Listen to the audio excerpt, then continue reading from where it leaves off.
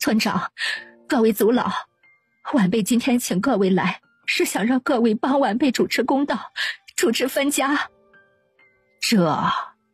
老二家的父母在不分家，什么事儿非得冒着不孝的名声分家呢？各位长辈，我原是不愿意分家的，可若是不分家，我的儿女们就没有活路可走了。如何就没有活路了？我家三丫前些日子被婆母给卖了。你卖孙女做甚？她不是还好端端的吗？用得着闹这么大？老二家的，你看三丫也没事儿，我向你保证，以后绝不会再出现这种事儿。我原也是这样想着，婆母可能一时是想差了，可是就在今天，婆母谎称去接公爹，哄骗三丫跟着杨大去隔壁镇，竟是打着又卖三丫的主意。只是中途不知出了什么差错，被二丫给顶替了。现在二丫都还没回来呢，也不知道她现在情况如何。前世我竟不知你主意大到这个份上，家里是少你吃还是短你穿，你非要卖的孙女过活。好啊，杨老头，我给你生儿育女操劳大半辈子，你就这样对我的？等这么多人下我面子，我不活了！再闹我就休了你，趁各位族老长辈都在，我老杨家不留你。前世瞬间哑火，自嫁进杨家，随他怎么作，杨老头就没有说过休妻的话，这可是第一次，杀伤力可想而知。求村长还有各位族老，可怜可怜我们二房孤儿寡母，求公爹给条活路，让我们分出去吧。冯氏哭得伤心，字字泣血。村长和众位族老闻言都面露不忍，更何况他们本就不满前世，且都或多或少受过杨二的帮助，若是连他的妻儿都护不住，下了地府怕是也没脸见他。杨石啊，分了吧。分家可以，但只能分二房出去。若是整个家都分了，那他杨老头就真成笑话了，谁家父母在，儿女都分了家去的。这时候一直两耳不闻窗外事，一心只读圣贤书的杨大宝出现了。再有2月，我便要下场考试了。若是分了家，老杨家的所有荣誉都与你们无关，你们确定要分吗？冯氏坚定的点点头，铁了心的要分家。鼠目寸光，你们若是要分出去，便连亲也断了吧，免得到时候又扒上来，我们还得顾念亲戚情分，让你们沾到光。杨老头子不说话，似乎默认了杨大宝的说辞。族老们摇了摇头，这杨石真是越老越糊涂了。既如此，那就拿出个章程来，该分的分，把文书写清楚，我们做个见证。回头我将二房的户口和断亲文书一并交到衙门备案。都要断亲了，还分什么给他们？这家里所有东西都是大宝的，大宝读书要花大钱，没东西给他们分。林氏听到这话，低下头去轻抚了一下小腹，眼里的情绪看不清楚。只要能分出去，怎么样都行，我只求我的儿女安康。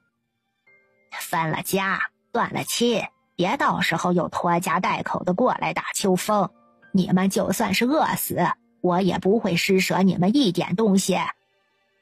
我们可不敢，钱奶奶，别到时候打上门来，要不再卖了我就好了。三丫放心吧，既断了亲，你们便是毫不相干的两家人。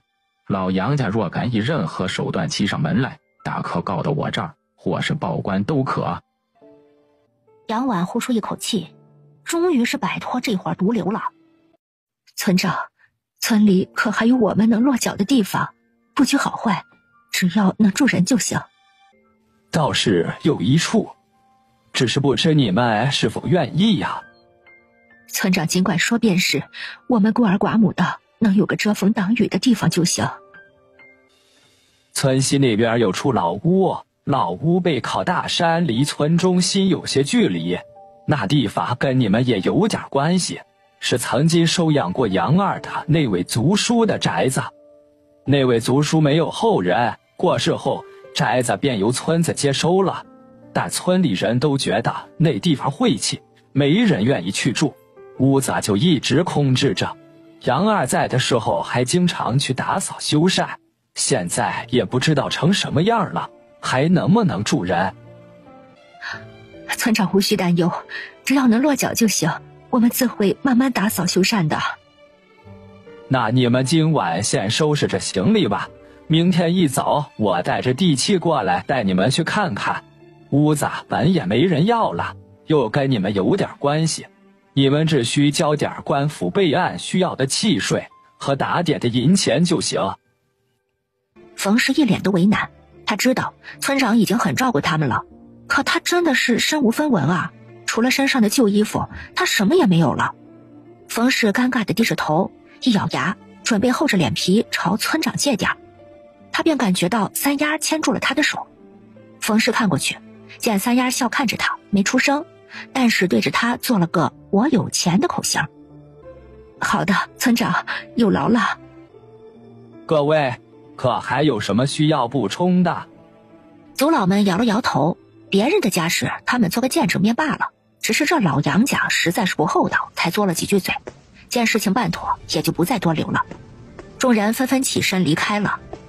钱氏自然是听见了村长的话的，待到众人一走，他便又吵嚷起来：你们哪来的钱交契税？莫非是存了私房钱？我倒要看看你们谁敢带走杨家的一分东西！哼，这老杨家从上到下，从里到外，哪样不是我爹挣来的？便是杨大宝能读书，都是用的我爹在战场上九死一生寄回来的饷银。嘿，你个贱丫头，你敢忤逆我，你不孝！嘿，哪来的老钱婆，乱认亲戚？你谁啊你？咱们都没关系了，怎么还有脸端长辈的架子？你像个长辈吗你，老泼妇！你敢骂我？那你怎么了？你要是听不清，我给你刻碑上。你们给我滚！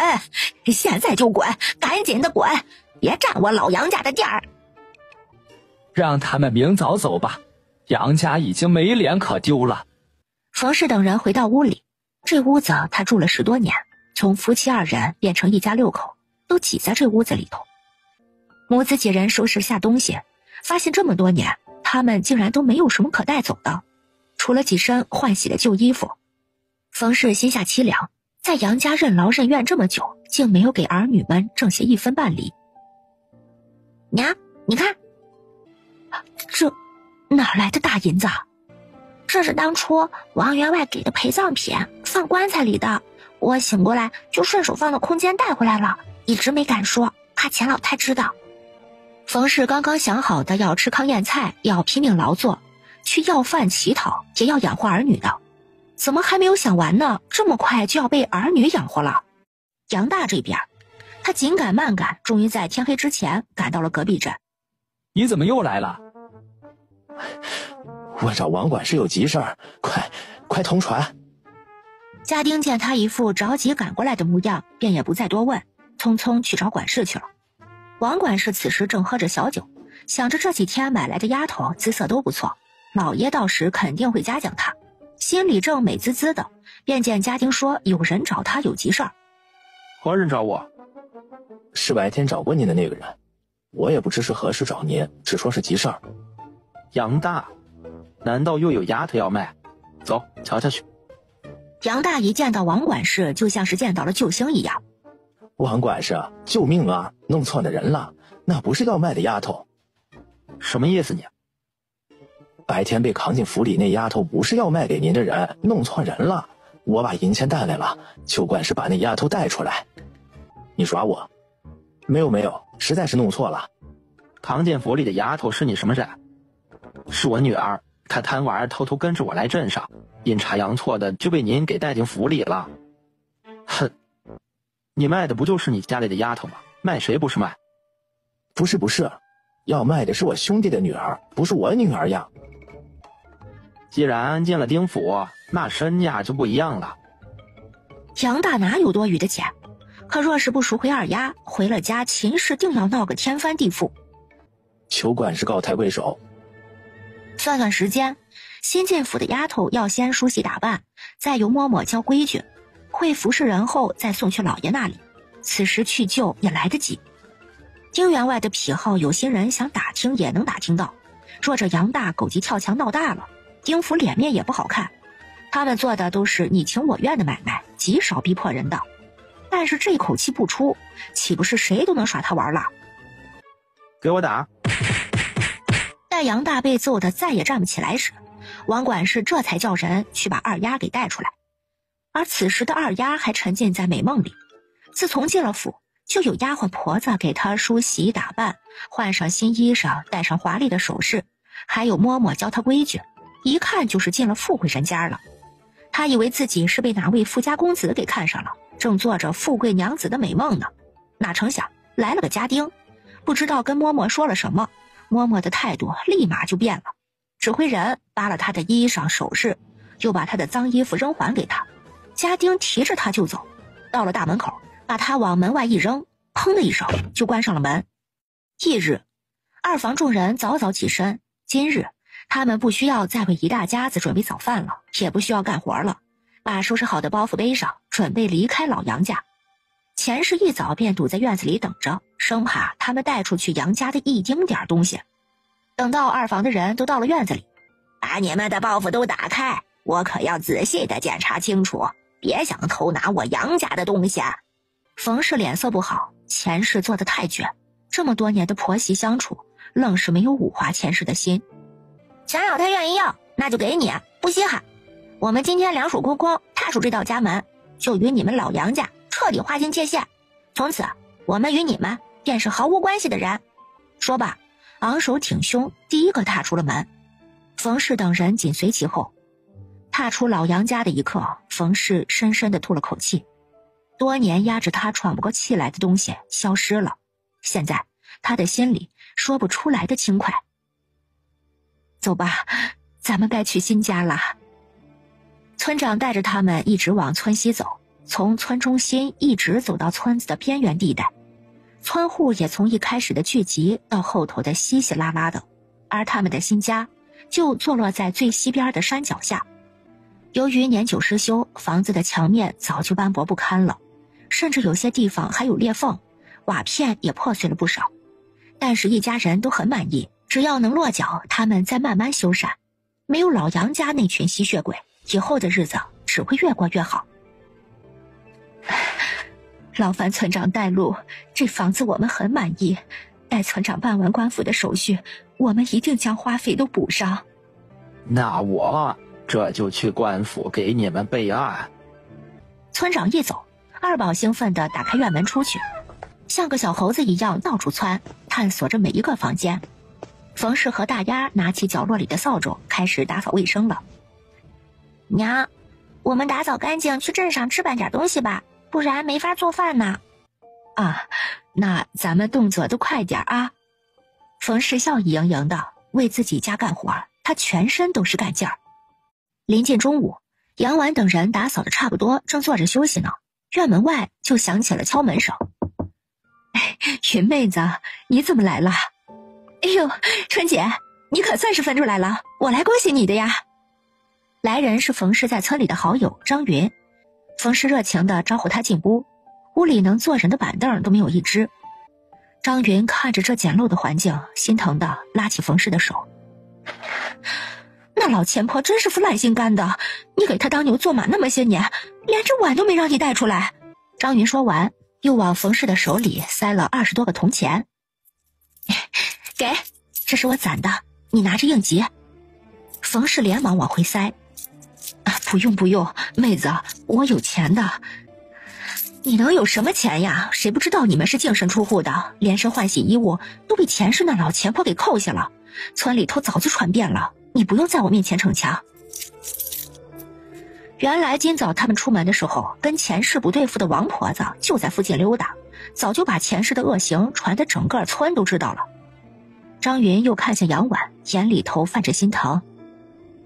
三丫，哎呀，这可怜见的，婶婶听说你被那老钱婆卖了2回，菩萨保佑你平安无事，那一家子早晚遭天谴，以后离那群天杀的远些。他又看着大丫对冯氏说，大丫都12了，这瘦的都没2两骨头，那二丫比她还小3个月，长得壮实多了。大丫过2年就要说婆家了，幸好你们分出来了，以后好好养一养，这女娃娃家太瘦了，以后可不好生养的。张云像是想起什么有意思的事儿，凑近冯氏耳边说：“你知道吗？你们刚离开老杨家没多久，杨大就带着二丫回来的。杨大一瘸一拐的，脸上全都是伤。到家后，那二丫还闹呢，说是什么杨大坏了他的富贵。”冯氏也有点意外，不是说去救二丫吗？怎么二丫还埋怨上了？谁知道他们闹些什么？左右以后都与我们无关了。哎，也是，你们把日子过好，过红火了，他们呀比谁都难受。聊了一会儿之后，张云就离开了。张云开了头之后，跟冯氏交好的妇人都陆陆续续的来看望他们，手里头都带了东西，桌椅板凳、锅碗瓢盆、野菜馍馍，家里急用的东西渐渐的就有了。虽然都是用旧的或者是有点缺陷的，但是在这个一件衣服穿3代的年代，都已经很珍贵了。冯氏这心里头暖暖的，在归置好东西之后，留下大丫看家，他们3个人便朝着镇上赶去。几个人来到米粮店一问，精米要8文钱1斤，糙米5文钱，细面6文，粗面4文，其他油盐酱醋皆都涨了几文。老板，为何比上个月涨了几文啊？我也不想涨啊，可最近进货价一直在涨，涨就算了，有时候还进不到货，不涨价我只能亏本嘛。各位想买还是尽早买吧，过一段时间还不知道会涨成什么样呢。杨婉想了想，边境战乱，打仗少不了粮草的供给，战事不停，那粮价就不可能降，且他们所在的平安县离边境就隔了2个县，很容易被战乱波及的，看来得多多的囤粮食了。于是几个人把镇上所有粮油店都光顾了一遍，手上能用的银子留下买衣服和棉被的钱，其他的全都买了粮食了。几个人又来到成衣铺子，他们身上的衣服实在是太破了，买布回去做衣服又太耗时间了，干脆就买成衣算了。杨婉狠了狠心，买了4床10斤的新棉被，又每个人买了2套细棉布衣服，包括大丫和3宝的，这一算下来就花了13两银子了。又在店里买了几匹布、几双鞋，统共在店里花了小20两银子，加上买粮油的，这一趟出来就差不多花了30两，真是花钱如流水呀。店里的老板娘笑得见牙不见眼的，一年到头都遇不上几个这样的大客户。可惜店里做好的棉被只有2床，剩下的2床得等2天时间。老板热情地说到时候给他们送过去。杨婉想了想，还是自己来拿比较好。等到一切都置办好了，老板娘招呼伙计给他们送到镇口。杨婉拒绝了他送货到家的服务，等到人都走远，就全都收进了空间里。几个人手上只提了几斤糙米和黑面往回走，原本可以绕开村中心的路的，从小路悄无声息地回家。但是杨婉想了想，还是带着冯氏等人从村中心走了。娘，咱们孤儿寡母的，又住得偏僻，难免会遭小人惦记着，咱们就提这些东西走一遭，免得有人打咱们的主意。对，还是3丫想的周到。几个人就这样从村中心穿过，见到的人都纷纷同情地看着他们。哎呀，这老杨家可真不厚道呀，这分2房的出来又不给口粮，你说他们手上提的粮食能吃几天呢？这算什么？我听说那钱老太太连他们换洗的破衣裳都不给他们。那2宝好歹是个男孙，是只香火，这搁别人家宝贝还来不及呢，他是巴不得饿死他们呀。在众人的窃窃私语中，杨婉几个人走出了村中心。回到家的时候已经是快5、6点钟了，大丫又打扫了一遍卫生。在老杨家的时候有干不完的活，突然没事干，他还有些不习惯呢。这是给大姐买的衣裳鞋子，这是2宝的，这个是娘亲的，这是咱们的铺盖。杨婉一样一样的往外掏，粮食就还放在空间里头，只是在厨房放些糙米和黑面。这是给3宝买的衣服鞋子，咱们明早就给3宝送去。上一次见3宝，感觉他怪怪的，杨婉想亲自确认他过得好才行。今天我下厨，咱们好好吃一顿，庆祝咱们搬新家了。厨房里头，大丫帮忙烧火，杨婉负责掌勺。厨房的香味传出老远，二宝一直扒在房门外流口水，眼巴巴地看着。二宝实在是受不了了，开口问：阿姐，好了没？杨婉笑着看他：嘿，快了，馋啦？受不了了，可以给我一小块尝尝吗？二宝可怜巴巴地看着杨婉。哎，小心烫！二宝乐滋滋地接过来，立马就塞进了嘴里，烫得他龇牙咧嘴的，又舍不得吐出来，含糊道：我好香，阿姐真好。这小子比他刚来老杨家的时候活泼了很多，那个时候他脸上只有干活的麻木，没有小孩的精气神儿，像个小老头似的。饭煮好之后，一家人围着桌子吃起来。翌日，都死了吗？听不见牲口叫唤呐？老二家的还不赶紧喂猪？是等着老婆子来削你的皮吗？回应他的是牲口的继续叫唤。杨老头忍不住道：老二家的昨天就走了，你叫唤个啥？我倒看看没有二房，我还能饿死不成？杨三老早就听到前世的叫唤了，他想起身去喂牲口，被林氏给一把拉住。别去啊，大房都没动静，你上赶着操心什么？可娘她还有牲口，不喂也不行啊。杨三为难地站着，出去也不是，进去也不是。你给这个家干了这么多年的活得什么了？你瞅瞅二嫂他们落了个什么下场？你再看看大房过的是什么日子？家里所有银钱都紧着杨大宝用，他用就算了，大哥大嫂他们还跟着沾光。他们好手好脚的，你见他们干了什么活了？大哥说去镇上干活，顺便照顾杨大宝读书，可是你见他带了银钱回家了吗？大嫂说是绣帕子卖，干活手糙了，不好绣帕子了，家务活是一样不干。可是银钱呢？他说给杨大宝买纸了，那钱还不是用在他们一家人身上了？偏偏你和二嫂死心眼的干活，到头来你能拿出一个铜板吗？杨三嗫嚅着不说话，他真的拿不出来。我们又不需要用钱，等需要用钱了就跟娘说一声，娘会给的。林氏白了他一眼，这话你自己信吗？杨三不吭声了。你看着吧，等你伸手朝他要钱的时候就知道了。总之今天大房不起，你就别想出去，就这么耗着。一旦开了头，咱们以后的日子就跟二嫂他们以前一样难过。前世等呀等的，这院子里头除了牲口的叫唤声，一点动静都没有。眼见着这太阳都照进院子了，还是没有人起身，他终于坐不住了。死人了吗？一个个不起，等着老婆子送到你们嘴边。林氏啊，你是睡死了吗？还不起来做早饭？杨三还不起来割草喂鸡鸭？哼，你看吃用都是一家人一起，凭什么干活就专喊咱们？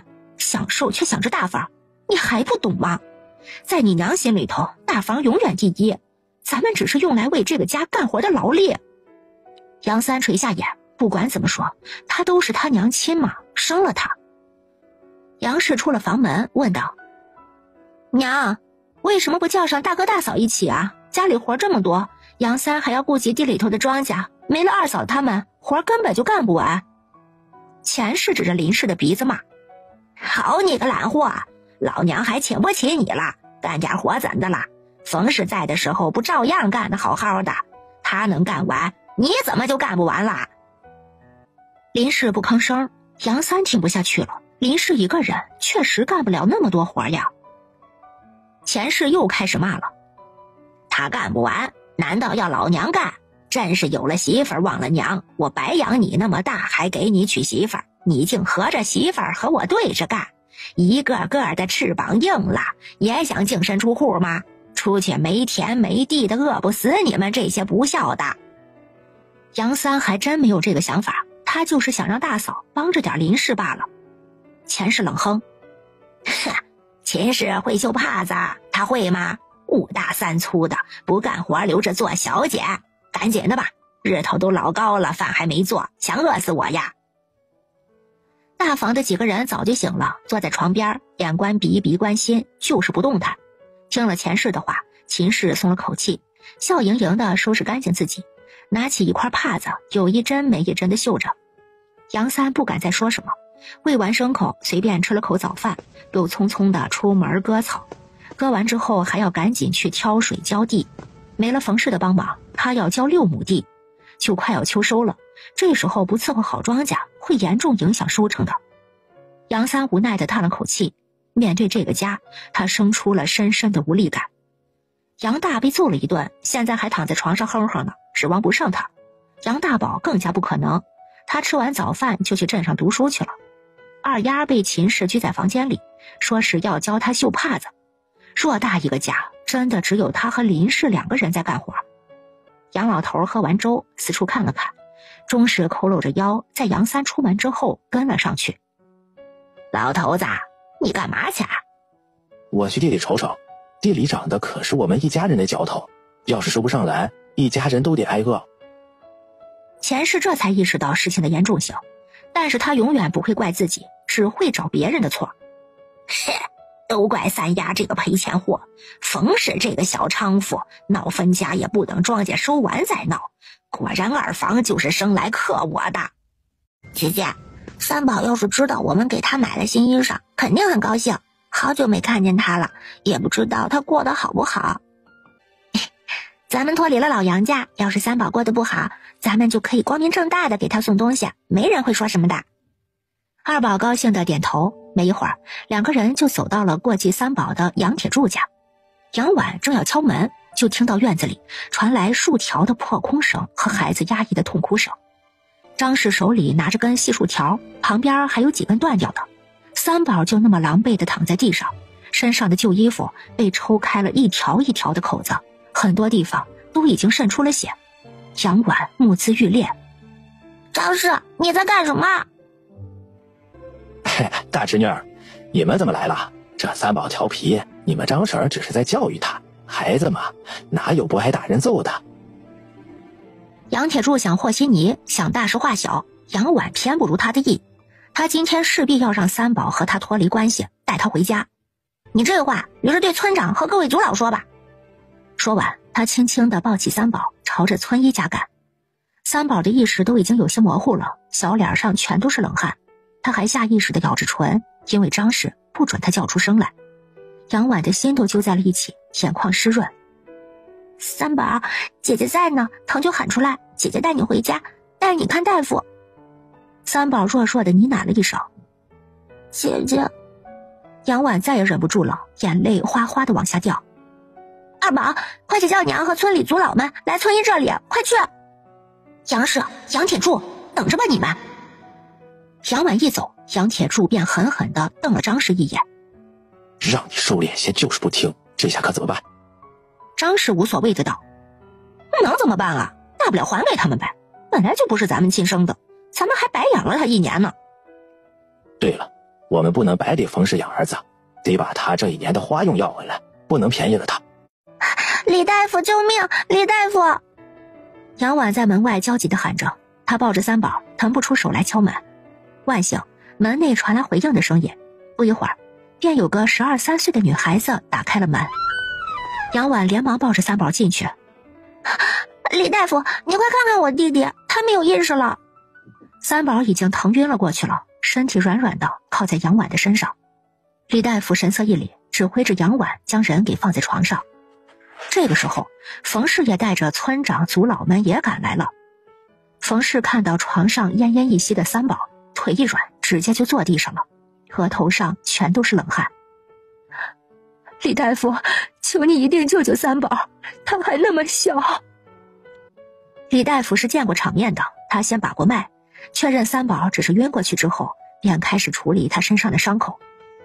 什么畜生对一个孩子下这么狠的手？是谁？三宝全身没有一块好的皮肉。李大夫身旁的女孩也红了眼睛。他长时间没有吃过饭，又遭虐打，体力不支昏过去了。他身上的伤倒是不难处理，就是晚些时候可能会发高热，若是扛不过来，恐怕……杨婉懂他说的意思，等大夫处理好伤口，他们会第一时间带回家。他空间里有各种退烧药和伤药，一定能救回三宝的。现在该解决的是三宝的归属问题了。村长，各位族老，我和二宝今天去看望三宝的时候，就撞见张氏在虐打三宝，若不是去得及时，三宝可能就没了。求各位长辈做主，为三宝讨个公道吧。这个时候，杨铁柱和张氏就在李大夫家门口徘徊着，听到院内的动静，硬着头皮便走了进去。众人看向他们的目光带着愤怒和鄙夷，冯氏更是站起来要去和张氏拼命。张氏，你个毒妇，我好端端的孩子到你家就被你折磨得不成样子，你就不怕遭报应吗？有位族老站了出来。杨铁柱，当初是你求到我这里，想过继三宝做儿子，发誓会视如己出，怎么不到1年，孩子竟被你们折磨成这样？杨铁柱讪讪的说不出话来。张氏腰板一挺，反正事情已经包不住了，不如就闹开。这孩子又不是我们亲生的，我们还白养了他1年呢。你们要是不愿意，大不了带回去，省得在我家浪费粮食。哦，对了，你们带回去可以，但他这1年在我家的花费你们得补上，不然我就是打死他，你们又能怎样？放肆，这里没你说话的份儿。杨铁柱，你怎么说？族老，这件事是我不对，是我没管住张氏。三宝调皮，张氏平时也管教他，只是没想到张氏今天下的手重了些。三宝的伤要不是村长和各位族老都看过，还真就信了他的鬼话了。杨铁柱，你还想糊弄谁？三宝就躺在床上，你要看看他身上的伤吗？谁家不打孩子？他不听话，我还打不得了。族老也不再跟他们废话，直接就宣布道：过继的事儿就此作罢，三宝归还冯氏。张氏不干了，叫嚣道：哎，凭什么？我白给他冯氏养了1年的儿子，他说要回去就要回去，赔钱。杨婉眼神一暗，淡淡的道：三宝在你家1年的花费，我们可以给你。张氏闻言满意的笑了，还是侄女儿你懂事儿，就该是这个理儿。但是我家三宝当初是好端端过继到你家的，如今剩半条命被接回来，大夫说了，三宝得吃好药慢慢的养着，三宝看诊和买药的费用你们同样得赔给我们。张氏脸上的笑意僵住，尖声道：凭什么？凭三宝现在不是你儿子了，我可以带三宝去官府告你个故意伤人的罪名。杨铁柱瞪了张氏一眼，这婆娘净给他找事儿。他讪笑着对杨婉道：侄女莫急，你张婶她说话不过脑子，你别跟她一般见识。我们什么都不要，你们把三宝带走吧。言外之意就是也不会给他们医药费的。族老们一言难尽的看着杨铁柱，摇头：你好自为之吧。他们对杨铁柱的为人是彻底失望了，以后他有什么事儿求上门来，他们都得掂量掂量。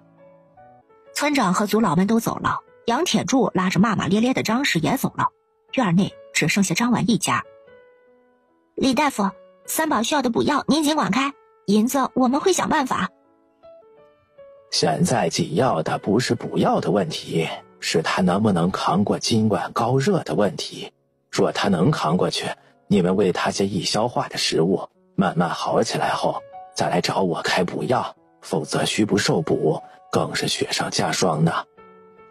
杨婉连忙点头：劳烦大夫了，我们想带三宝回家方便照顾。可以，带回去后千万注意他身边离不开人，一旦发起高热，可用烈酒擦拭身体降温，但是他身上伤口多，尽量避免擦到伤口。李大夫叹了口气：能不能扛过去就看他的造化了。冯氏点了点头，轻轻地抱起三宝。三宝闻到熟悉的味道，嗫嚅了一声：娘。冯氏再也忍不住了，流着眼泪抱着三宝快步离开了。杨婉询问了诊金，又抓了几副药，付完钱之后也跟着离开了。阿爷，铁柱说他们怎么突然虐待三宝，之前还好好的，还带三宝过来瞧病呢。李大夫的孙女儿李彩儿皱着眉问道，她实在是想不通人为什么说变就变了。人心复杂，张氏之前来找我看过诊，已经怀有3个月的身孕了。什么？张婶不是不能生吗？怎么突然就有孕了？而且她都30多岁了。爷爷说不准，张氏年轻的时候就来找我看过诊，他的身体按理来说没问题，不该多年无子。杨铁柱我倒是不清楚，算了，别人的家事儿，咱们还是莫要多嘴。李采儿若有所思地点了点头。娘，三宝没事吧？冯氏抹着眼泪，语带担忧。娘也不知道，大夫也没有把握。两个人忧心忡忡地坐在床边，一步也不肯挪开。杨婉带着二宝回到家，先嘱咐二宝去煎药，自己则去厨房开始煲粥。大夫说了，三宝长时间挨饿，加上身体虚弱，只能吃些容易消化的食物。他便用上好的精米熬粥，只加一些盐，别的什么都不加。娘，大姐，你们让让，咱们先得叫醒三宝吃点东西，不然他这身子虚弱，要是发起高热来，会更加危险。冯氏像是找到了主心骨，自三丫遭了难平安回来之后，他就变得机灵很多了，甚至比他这个大人还要思虑周全，有主见。渐渐的，他都习惯三丫做主，以他为先。杨婉端着粥坐到床边，冯氏小心地扶起三宝，靠在自己怀里，轻轻地叫他：三宝，醒醒，乖，吃点东西再睡。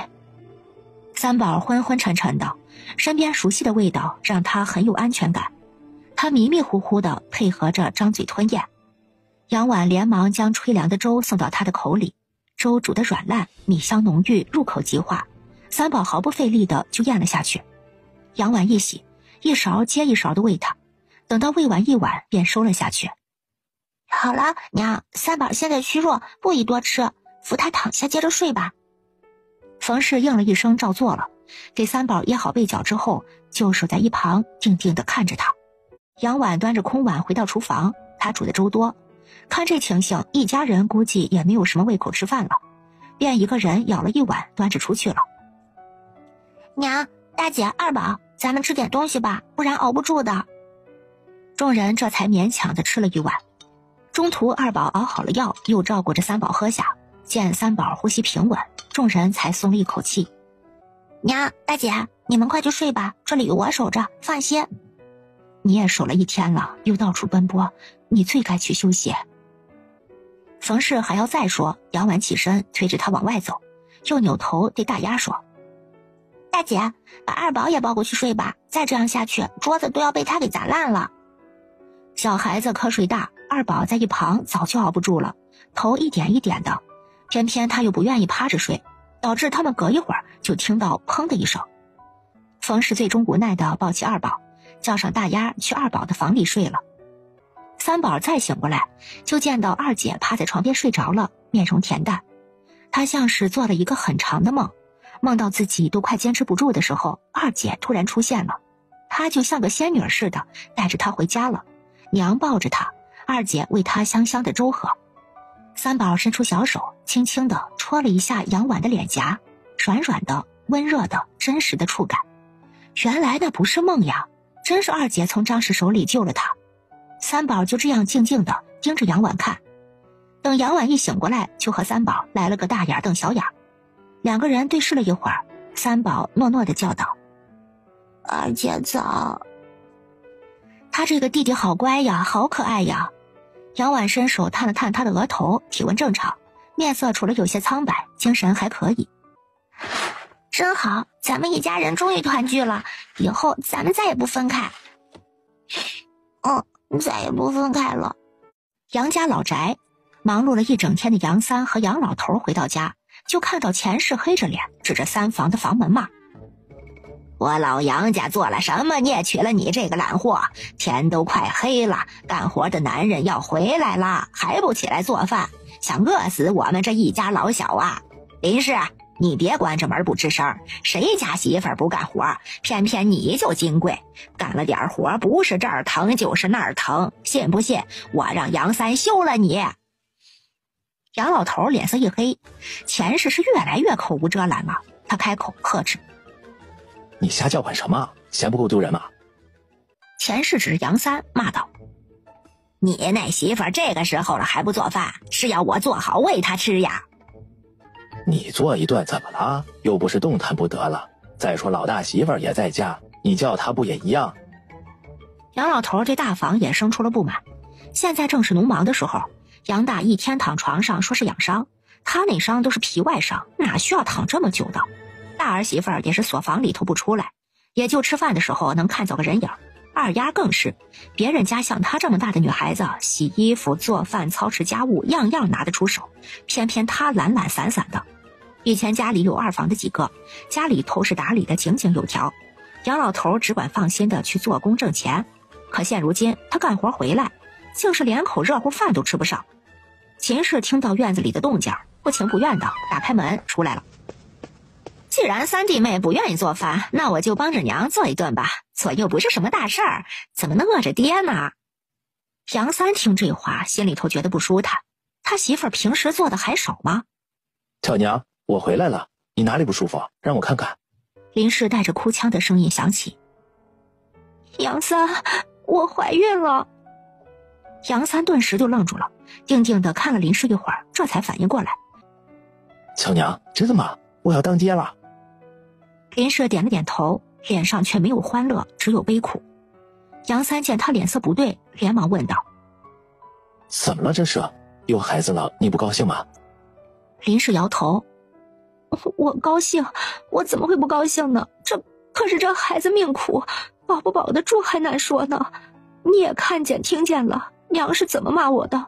我怀着孕，又一个人操持家务，家里那么多人，没有一个人搭把手，时间长了，别说孕妇了，便是普通人都受不住啊。我这月份前胎还没有坐稳，今天就见了红，肚子绞痛，我不敢再动弹，便躺床上歇一歇。便是这样，娘还要叫我起来做饭。林氏越说越委屈，眼泪扑簌簌的往下掉。杨三看得心疼极了。巧娘，你好好躺着，我去请村医来看看。说罢，快速的出了门，朝前室走去。娘，巧娘怀孕了，她身子不舒服，给我些银钱，我去请村医来看看。前世听到林氏怀孕了，本来还挺高兴的，毕竟是为老杨家添丁进口的喜事儿。可是听见杨三要钱，又不高兴了。怀孕就怀孕，请什么村医呀？谁没怀过孕呐？娘，巧娘这里天累坏了，伤到孩子，她身体不舒服呢。谁怀孕舒坦啦？当年我怀着你，不一样下地干活，生完还没满月呢，就要操持家务，怎么她就那么金贵了？没钱，她要躺就躺着吧。娘，求你了！杨三大喝一声，心里生出无尽的挫败感。老婆子，给他钱请村医看看吧。钱氏依旧不为所动，只要他不愿意，谁也别想从他这里拿到钱。杨老头见他不为所动，叹了口气，对着杨三道：哎，你跟我来。杨老头带着杨三出了门，绕到房子背后，在一处墙角抠了半天，终于抠出一个小布包来。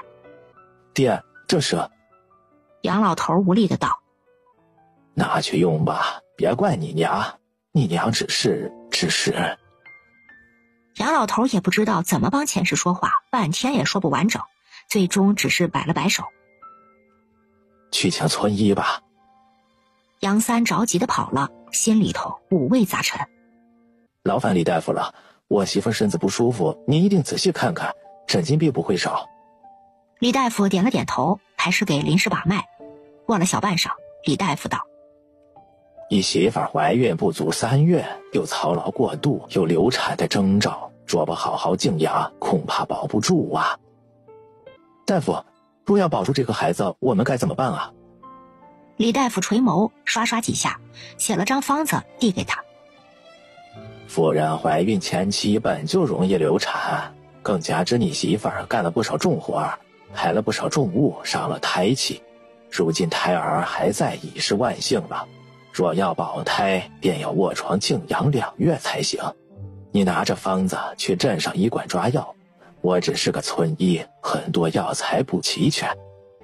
多谢李大夫，这是诊金，辛苦您跑一趟了。杨三，这个孩子怕是保不住的了。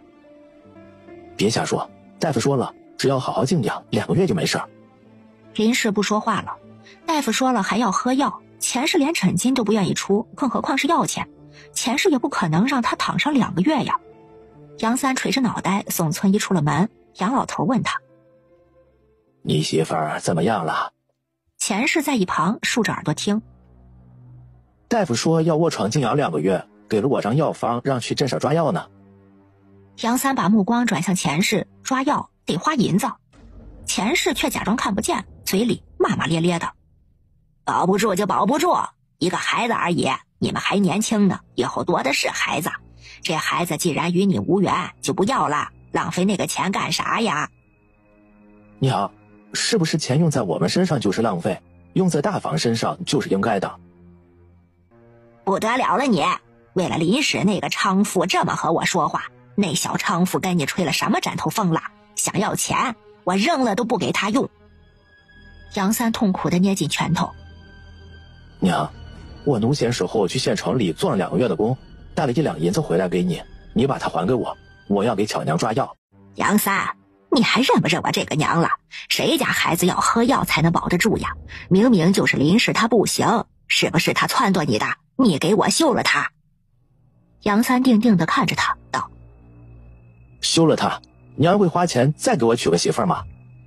钱氏不说话了，笑话，他哪里有钱再给他娶媳妇儿？他这是要留着给大宝娶媳妇儿的，怎么能用在他的身上？大房的人在一旁默不作声看戏，只要有杨大宝在，他们这日子就不会难过。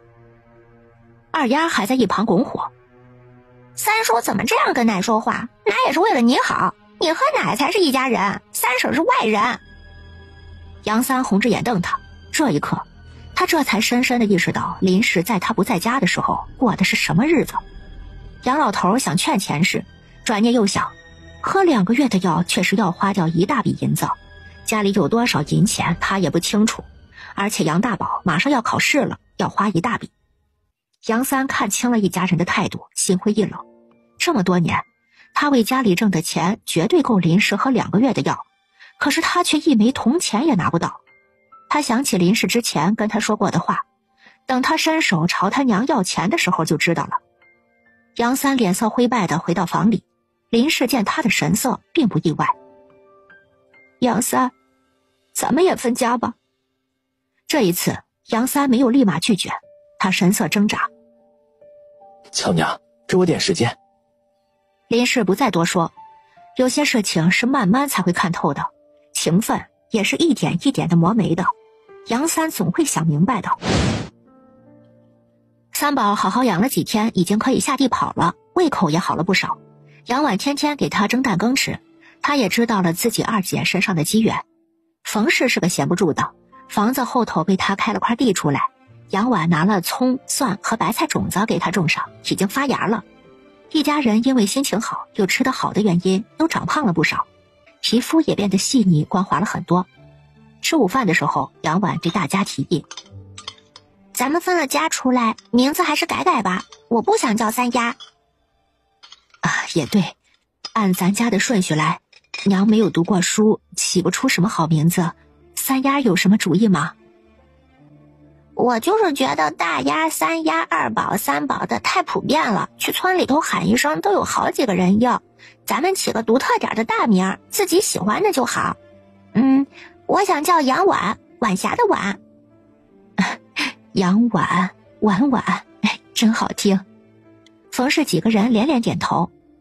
那三丫也给我改一个吧，你改的好听。我也要。杨婉沉吟了会儿，道：你们看这样行不行？我打算送二宝和三宝去读书，到时候他们俩的大名由夫子来定。大姐温温柔柔的，就叫杨慕柔，怎么样？大丫满意的直点头。好听，就叫杨慕柔。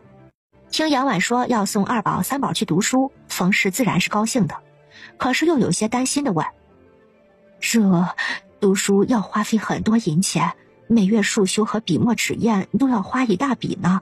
老宅那边全家使劲儿，也才勉强供杨大宝上学，咱们这一下子供2个，会不会有困难呀？关于这一点，杨婉早就想好了。娘，你放心吧，就算咱们什么都不做，也不会饿着。我有的是粮食，咱们不愁吃喝，就是想个营生挣钱就行。啊，对，也是，咱们做个买卖，也好掩盖你莫名其妙拿出的粮食来。二宝和三宝听说要送他们去读书，都是一脸的纠结。三宝忍不住问：可不可以不去呀？三宝，你不想读书？我不想变成杨大宝那样的人，他坏。虽然杨大宝没有打骂过他们，但就是因为他，杨和姐姐们的日子才不好过的。只要他皱一下眉，前世就会打骂他们。三宝放心吧，读书不会让人变坏，只会让人变好。连读书都拯救不了的坏人，那他一定是从根子上就坏了，与读书没有关系。三宝特别听杨婉的话，听他这么说，立马就放心了。好，那我去认真读，我要读得比杨大宝好，气死他们。他可是没有忘记他会被过继出去，全都是因为前世嫌他浪费粮食，想挣杨铁柱那30个铜板给杨大宝读书花。杨婉听得乐呵呵的，这小子还挺记仇的。随后又问二宝：那二宝呢？二宝为什么不愿意读书？我脑子不够聪明，我怕读不好，浪费银钱。脑子不好才要多读书呢，读书可以识字明事理，不一定非要考取功名，识字了以后也不容易被骗被欺负。二宝在老宅那边被压迫狠了，听杨婉说读了书不会被欺负，也点头同意了。那就这样说定了，明早我和娘送你们去镇上找个先生，顺便把做好的被子给带回来，不然天天挤一块也不方便。一家人其乐融融地吃完饭，杨婉看着空间里的物资，思索着该做什么营生合适呢？他可以学别的穿越人士卖个卤肉开饭馆，他空间里有各种卤料、火锅底料、香料，还有各种调味料，在这个物资匮乏的年代绝对出彩。可是这些都需要大量本钱，也容易引来别人的嫉恨，在没有防身能力之前，容易给家里带来祸端。哎呀，真愁人。翌日，冯氏和杨婉带上二宝三宝，早早的就去了镇上。找人打听一番，才知道镇上只有一个私塾。说是私塾，其实就是夫子的院子。因着镇上就他一个秀才，生源充足，过得还算是富足。冯氏敲了敲院门，不一会儿，一个妇人开了门。冯氏道明来意之后，妇人带他们进了院子。夫子正在上课，你们稍等一会儿。冯氏点了点头，安静的在一旁等着。这个人应该就是张夫子了。冯氏上前道明来意，夫子第一时间不是看二宝三宝，而是打量着几个人的穿着。见几个人穿着干净整洁，穿的都是细棉布做的新衣裳，家境应是不错的，脸上神情缓和了些，这才开始打量起二宝和三宝来。二宝有些拘谨，三宝倒是小大人一样，泰然自若的任他打量着。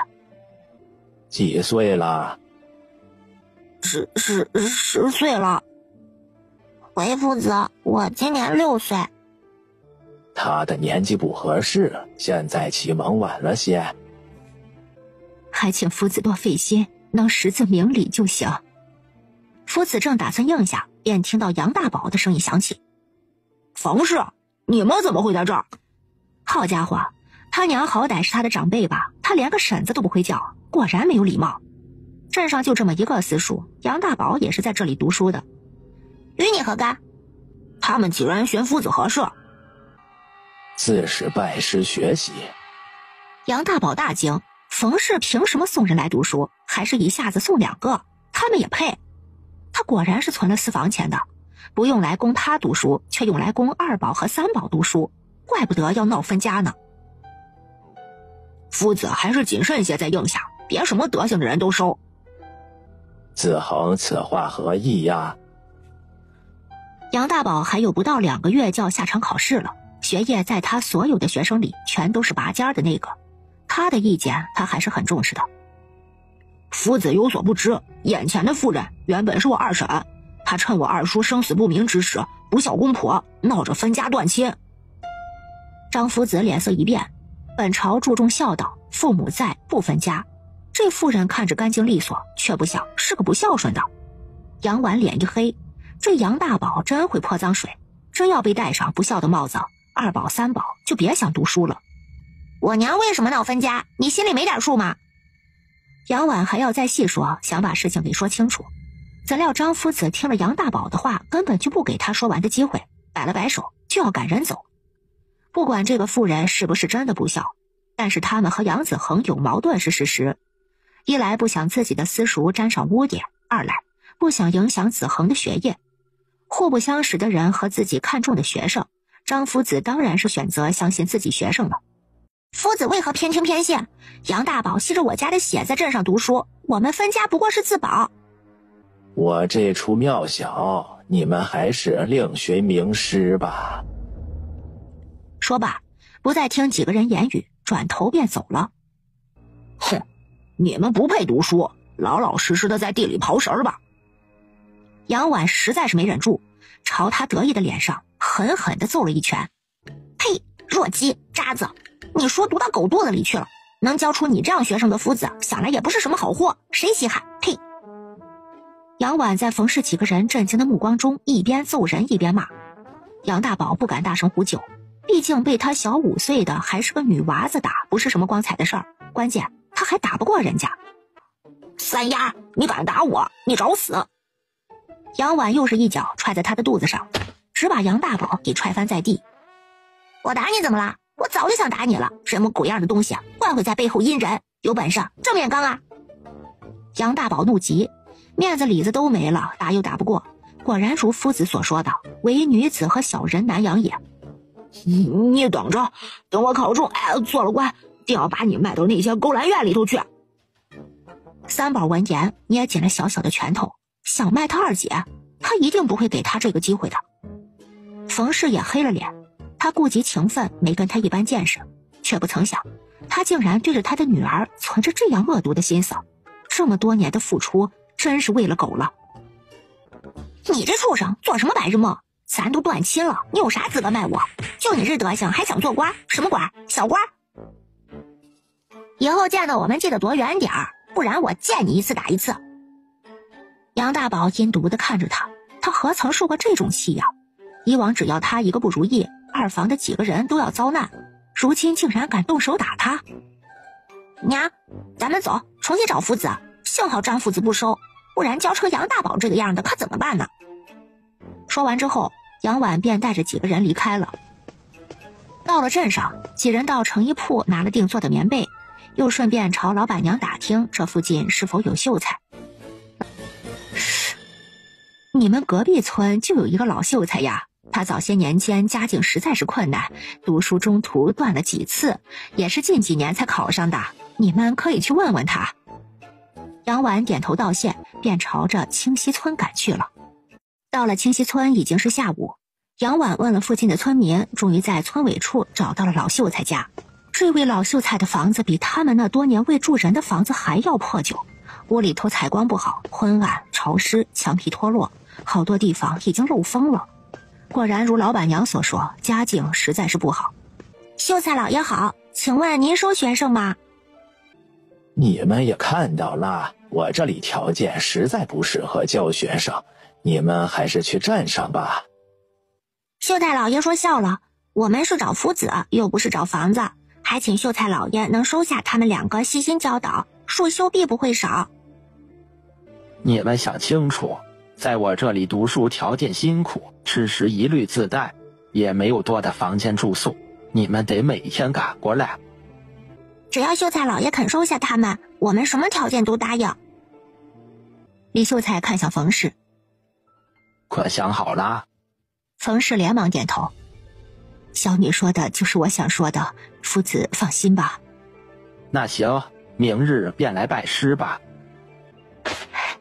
多谢秀才老爷。几个人找好夫子后松了口气。清溪村离清河村不远，早上起早一些，走上半个时辰就到了。等到他们差不多下学的时候，再去接回来。翌日一大早，冯氏和杨婉便带着2宝、3宝去镇上买拜师礼和笔墨纸砚去了。杨婉听说过束修6礼，但是一般人家很少能够凑齐6礼的，都是穷苦人家，能凑出其中几礼就算不错的了。夫子也是见怪不怪的。他记得他之前查过，束修6礼有肉干、芹菜、桂圆、莲子、红枣还有红豆，这些东西镇上可能都凑不齐，但是很巧，他的空间里都有，而且量还很大。等快到李秀才家时，杨婉从空间里拿出准备好的6礼，沉甸甸的，几个人分着拿进去。李秀才看见的时候眼皮抽了抽，别人都是意思意思图个吉利，他是第一次见人送6礼给夫子当饭吃的。李夫子，这是他们2人的束修。李秀才笑着接过来，这是他收的第1笔束修，以前也有人来求过学，都被他家的条件给吓跑了，毕竟他教着教着还得要去喂鸡的。其实自他考上秀才之后，日子也没有那么难过了，官府会定期给他发补贴，田地也不用交税，好多人劝他推了老屋盖新房子，但是他早就习惯了，老屋里有家人生活过的痕迹，他舍不得。接下来便是行拜师礼了。李秀才端坐在主位，2宝和3宝相继跪下，恭恭敬敬地拜了3下，敬茶。夫子，请喝茶。李秀才接过茶盏，喝了一口之后，说了几句鼓励的话，才拉他们起来。这就算是行完拜师礼了。2宝和3宝正式成了李秀才的学生，也是他目前仅有的2个学生。还请夫子为他们2人取个大名吧。李夫子沉吟片刻，说道：大的这个就叫杨明泽，小的叫杨明涛，如何？多谢夫子。事情办妥，他们2个人就在这里学习。杨婉把他们1天的吃食递给他们，吃的时候只需要加热一下就行。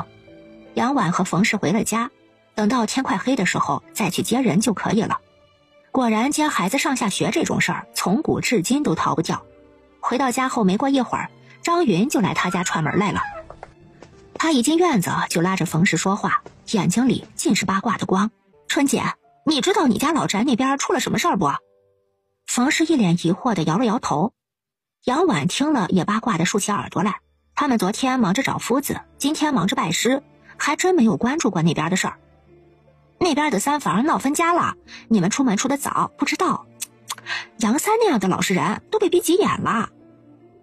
到底出了什么事儿啊？林氏小产了，听说那胎本来就不稳，村医让静养，前世就趁杨三出门干活不在家，逼林氏下床干活，那林氏直接累得晕死过去了，下身一直流血，前世也不给请大夫，就这么一直拖着，存心是不要那孩子的。等到杨三干活回来，林氏就剩一口气了，连忙去请了村医过来看，这林氏的命是保住了，可以后想再要孩子可就难了。那前世听说村医说再难有孕了，当场就要那杨三休妻，杨三不肯，前世更不愿意出钱给林氏看病，杨三被逼急了，就提了要分家。冯氏听得直叹气，林氏是心腹，刚嫁进老杨家还没有多久呢，他们相处虽然不热络，但是也不坏，他对林氏还是很同情的，有种同病相怜的感觉。冯氏当年怀孕的时候也是要被搓磨的，但是都被孩子他爹给挡回去了，也不知道林氏能不能挺过来。村长和族老们又再一次聚在老杨家，脸上皆是无奈。这前世怎的这么会作妖啊，越老越作，村里就没一个妇人像他这般闹得家里鸡犬不宁的，他图什么？众人实在是想不通。杨三，你真铁了心要分家？爹，儿子没有办法，儿子已经失去孩子了，不能再失去媳妇儿了。爹，求您看在这么多年的情分上，救救林氏吧。是不是林氏那个娼妇挑拨你分的家？老娘早就看他不是安分的，你现在还想让我花钱去救一个不会下蛋的母鸡？杨老头没有吭声，沉默就是对杨三的回答。杨三转头看向各位族老，目光坚定。请各位族老为我主持分家。分什么分啊？谁同意分了？要么你就安分待着，要么你就带着你媳妇儿滚出去。前世好歹是条人命，你就救上一救积点德吧。呸！谁家会要个不下蛋的母鸡呀？我没去找他娘赔钱就不错了，还想救他？做梦！族老们脸色一黑，前世是一点面子都不给他们，好歹是族里有头有脸的老人，他这个态度真是让人不爽。各位族老，请做个见证，我杨三自请分家，家里的田地粮食我都不要，我只要3两银子救林氏的命。杨老头不再沉默，抬眼定定地看着杨三，这个和他最像的儿子，杨三，你真要为了林氏不要爹娘了吗？是爹娘不要杨三，分了家，杨三还是你们的儿子，每年该孝敬的养老钱我会定时给，是求爹娘许了杨三分家的事儿。杨老头不敢再逼他，再逼下去他就要再失去一个儿子了。老婆子，给他吧。钱氏还要再闹，被杨老头冷冷地看着，他心虚了，嘴上依旧是骂骂咧咧的，但还是回房取了3两银子出来。杨三，你自己说的不要田地粮食的啊，分了家在吃用上不能和我们一起，你自己可想清楚喽。杨三点了点头，接过银子，便急忙去镇上药房抓药去了。等到林氏再醒过来，杨三便告知了他分家的事儿。林氏感动杨三对他不离不弃，又恨钱氏无情，没有田地种，银子用一分便少一分，夫妻2人便商量起以后的生计来。冯氏在听完整件事情后唏嘘了一阵儿，杨三为人老实能干，帮过他不少，如今也被逼得分了家了。他们没有粮食田地，就分了3两银子，这就跟净身出户也差不了多少。冯氏想送点粮食过去吧，可想想他们和钱氏等人还住一个院子，并没有断亲呢，他要是送了东西过去，怕又得惹起争吵。算了，有机会就偷偷的送一点，就当还人情了。杨婉想着他这个三叔人的确是不错，他爹不在的时候对他们姐弟很是照顾。林氏有点小心思，但是人不坏。娘，我出去会儿。杨婉对着冯氏挤眉弄眼。冯氏心下了然，知道他是要去送东西，笑着道：去吧，早去早回啊，天快黑了。杨婉应了一声便跑了。快到老宅的时候，杨婉放慢脚步，想着怎么找个理由把杨三给叫出来。正巧李大夫和他的孙女李彩儿给林氏看完诊出来。杨婉等2个人走到近前的时候道：李大夫，我找彩儿姐有些事儿。李大夫点了点头，对李彩儿嘱咐了一句，便先行离开了。李彩儿是李大夫的孙女儿，在学医上颇有天赋，跟李大夫也学了些本事，村里的妇人比较喜欢找她看病。李大夫以为杨婉找她也是为了些女儿家的私事，便没有多想。彩儿姐，我那三婶的情况如何啦？情况不太好，若是刚见红那会儿就请我阿爷来，就算孩子保不住，你三婶以后还能生，可是拖的这时间太长了，能捡回条命已是万幸，至于生孩子以后怕是要艰难了。杨婉听了心里也跟着难受，倒不是和林氏感情有多好，就是感叹女人要是嫁到一个和善的人家还好，嫁到钱氏这样的人家，被搓磨掉了孩子，还反而被嫌弃不能生。好在林氏嫁了个好丈夫，不然她怕是命都保不住了。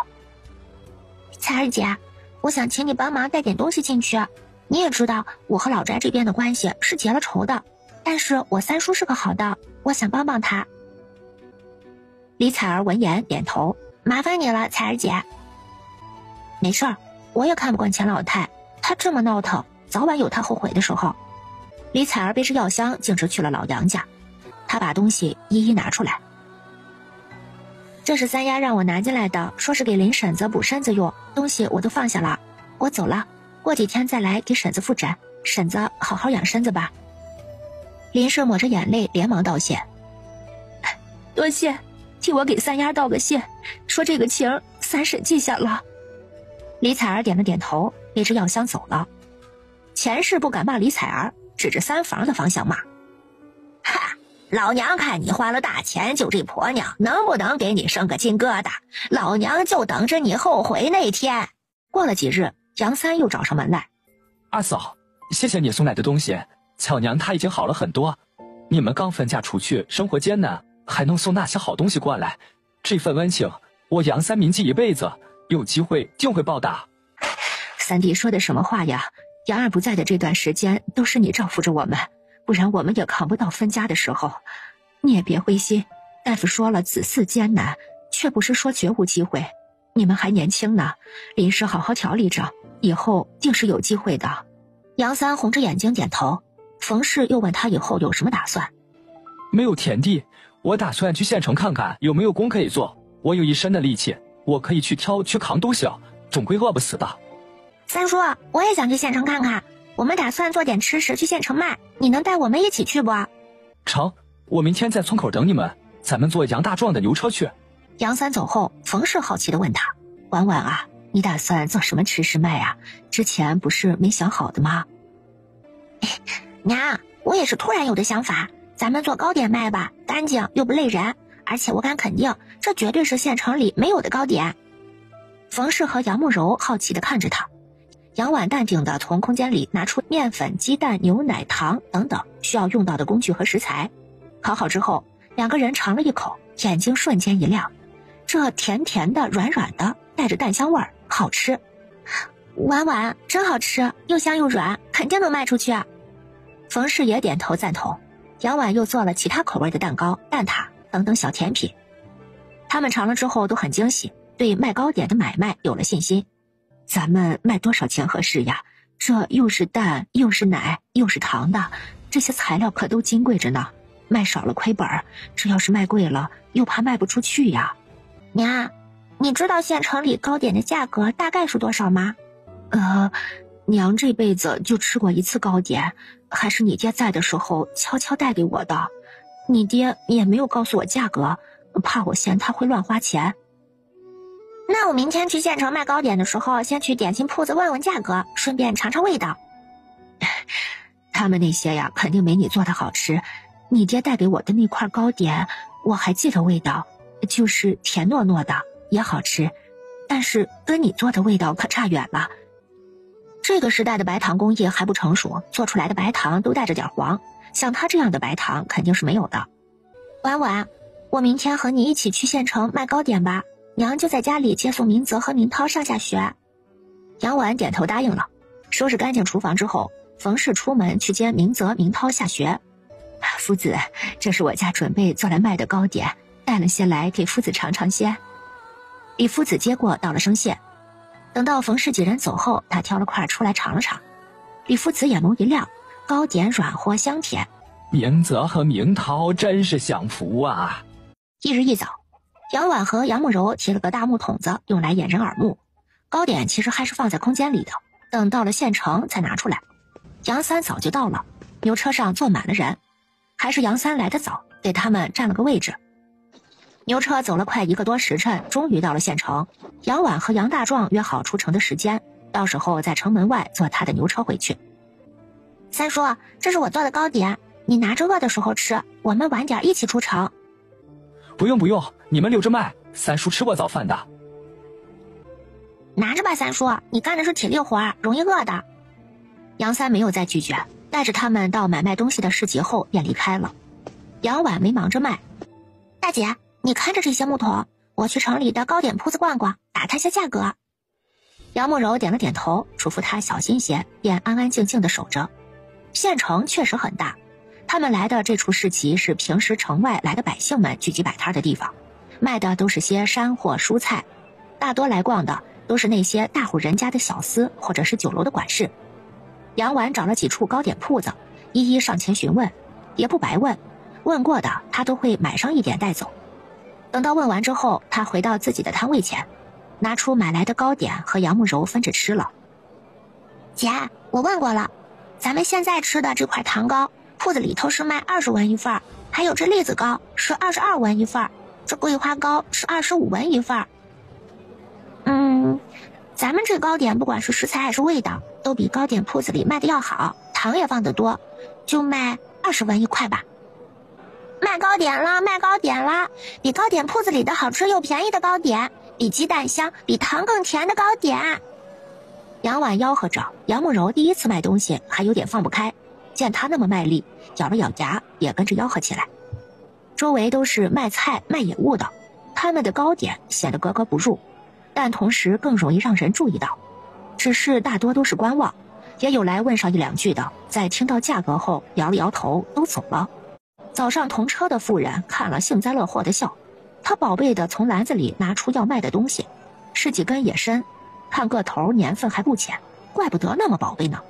哼，我还以为卖什么金贵物实呢，原来是自己随便做的吃食。城里人什么没见过，会看上你们做的东西，还比糕点铺子里做的好吃，嘿，怕不是在说笑吧？我看你们呐，就是吆喝一天也没有人买，趁早收拾回家吧啊！杨婉懒得理他，他可没有无的放矢，他是做过调查的。铺子里确实没有他做的好吃，只要有人买就有回头客，不着急。吆喝了小半刻钟，终于有人停在他们的摊位前，是一位管事打扮的人，想来是哪个大户人家的管事出来采买的。这位客人可是要买糕点，我这个糕点保证整个平安县都找不出同一家，您可以先尝后买。管事将信将疑地尝了一口，霎时眼眸一亮，其他的也都给我尝一下。杨婉连忙每样糕点都戳上一块递给他，管事尝了之后笑得合不拢嘴，你这糕点每样给我打包10份。真是谢天谢地，主家夫人小姐爱吃甜食，整个平安县的糕点铺子她都光顾过了，夫人小姐也都吃腻了铺子里的糕点，她已经很久没有买到合主家心意的糕点了。杨婉和杨慕柔连忙打包糕点，这客人连价钱都没问，直接就每种买10份，这可是个大客户呀。打包好管事要的糕点，杨婉又多赠送了几块，做生意嘛，得会来活。咸蛋黄酥、肉松饼、奶香蛋糕，还有这冰冰凉布丁，每样10份，您请拿好。这一共是800文钱，就装够1两银子的吧，找零麻烦。杨婉连忙乐呵呵的，又每样打包2份递给了他。那卖身的妇人黑着脸看他们，才不过短短1刻钟就进账1两银子，什么吃的这么值钱呢？贵人，可否需要野山参啊？我这山参年份不浅，前几天刚挖的，新鲜着呢。管事看了一眼，没做停留，直接就走了。接管事之后，来了不少客人询问。杨婉照例每样糕点切一些，放在荷叶里头给客人试吃。桶里的糕点被管事买走了一半，杨婉又悄悄地从空间里头加了些进去，有买1份尝鲜的，也有买个3、4份走亲戚的。等到杨婉卖完糕点，对面妇人的山参还没有卖出去。哎呀，婶子说的真对，我们真是趁早收拾回家了。婶子要不也趁早收拾，和我们一起走。妇人黑着脸不理他们，过一会儿不知想到了什么，眼睛滴溜溜的转。丫头，你们卖的糕点还有吗？给婶子一块尝尝呗。倒是还剩几块，打算自己留着吃的。婶子是要买？哎呀，什么买不买的嘛，乡里乡亲的，怎么能收婶子钱呢？是不是？婶子就是想尝一尝鲜。20文1份，她可买不起。婶子说笑了，这乡里乡亲的，我也没说要一根你的山参尝尝呀，是不是？杨婉心情大好，拉起杨慕柔逛起街来。今天一共卖了5两银子，还有些零散的铜钱没有数，普通人家1年都不一定能挣这个数呢。杨婉很高兴，说明他找对路子了。自家不缺粮食，但是缺钱。有了这个买卖，明泽和明涛的学费就算是解决了。2个人在街上逛了一圈，给明泽和明涛买了些笔墨纸砚，又找了个饭馆吃饭。等到天色渐晚后，便提着木桶出了城。城外，杨大壮的牛车在早上他们下车的地方等着，车上已经坐了2个人。杨婉上去询问，得知杨三还没有出来，几个人便又等了会儿。2刻钟后，杨三疲惫的身影出现在城门口。三叔，今天你做什么工啊？怎么这衣服都刮破了？今天运气好，一进城就有招敲工的。等我挑完主家的货，又有店家要找人卸货，我就去了。衣裳是卸货的时候刮破的，不碍事儿，回去你们婶子会给我补的。三叔，这一趟挣了多少钱？加起来有52个铜板吧。杨三挣到了钱，心里高兴，而且这钱不用再交给钱氏了，等他一回家就拿给林氏存着，他们的日子肯定会越过越好。杨婉有些心疼这个老实巴交的三叔了，干一天苦力活就挣50个铜板，虽然这笔收入在村里务农的村民来说是算高的，但是跟他们一天5两银子的收入比起来还是太少了。果然还是做生意挣钱啊。等到牛车经过镇上的时候，杨三说要买点米粮回家，让他们先走。他如今分了家，吃的用的都得自己花钱买。等到了村里，杨婉付车钱的时候才知道，杨三早就悄悄连他们的一起付了。从村里到县城，一个人的车费是3文钱，他们3个人来回就花了18文钱。杨婉心下了然，三叔是记着他们帮林氏的恩情呢。杨婉2人回到家，冯氏关切地问：怎么样啊？能卖出去吗？娘，不到未时就卖光了，我们逛了好半天的街，给明泽、明涛买了笔墨纸砚才回来的呢。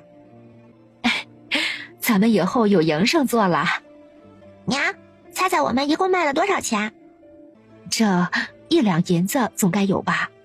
娘不妨再大胆一点。2两、3两，不能再多了吧？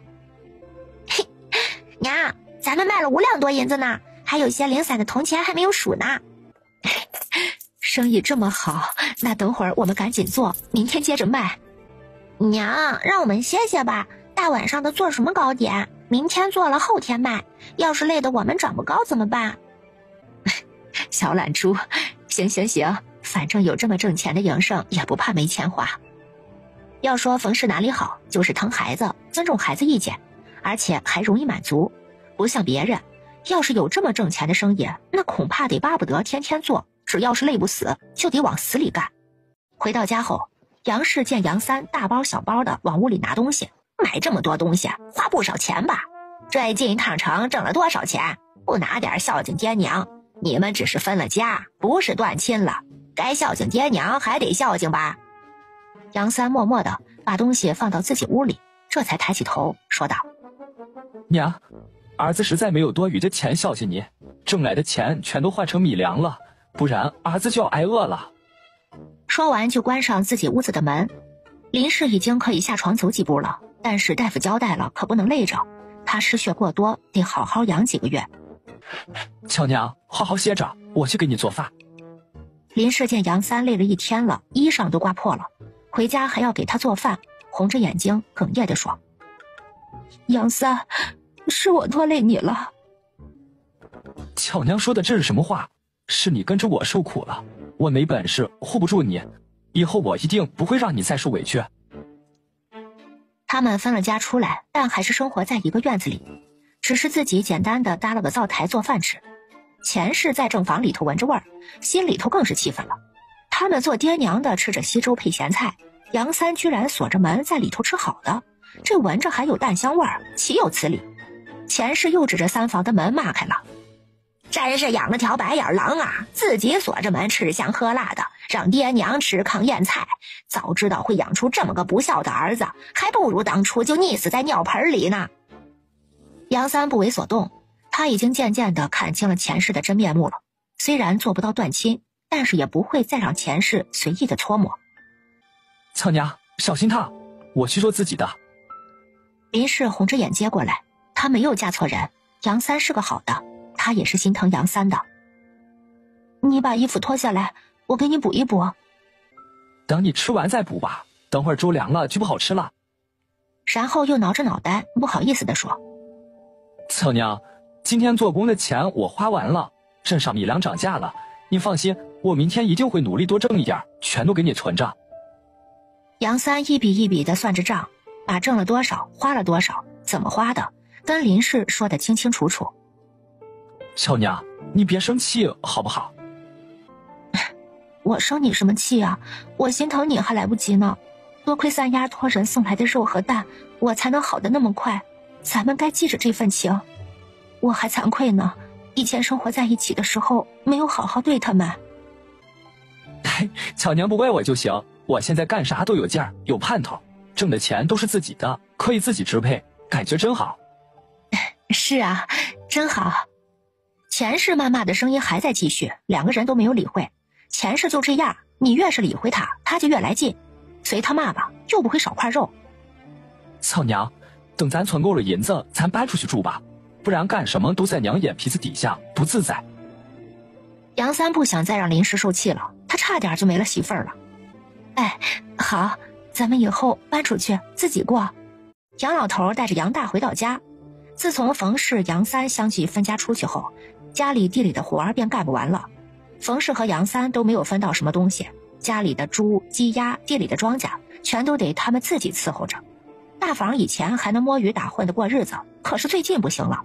秦氏和二丫得干家里的家务，杨大伤还没好利索，就被杨老头拽到地里干活。今年雨水少，虽然称不上大旱，但是收成只是正常年景的70%，若是再不侍弄好，恐怕连70%都没有。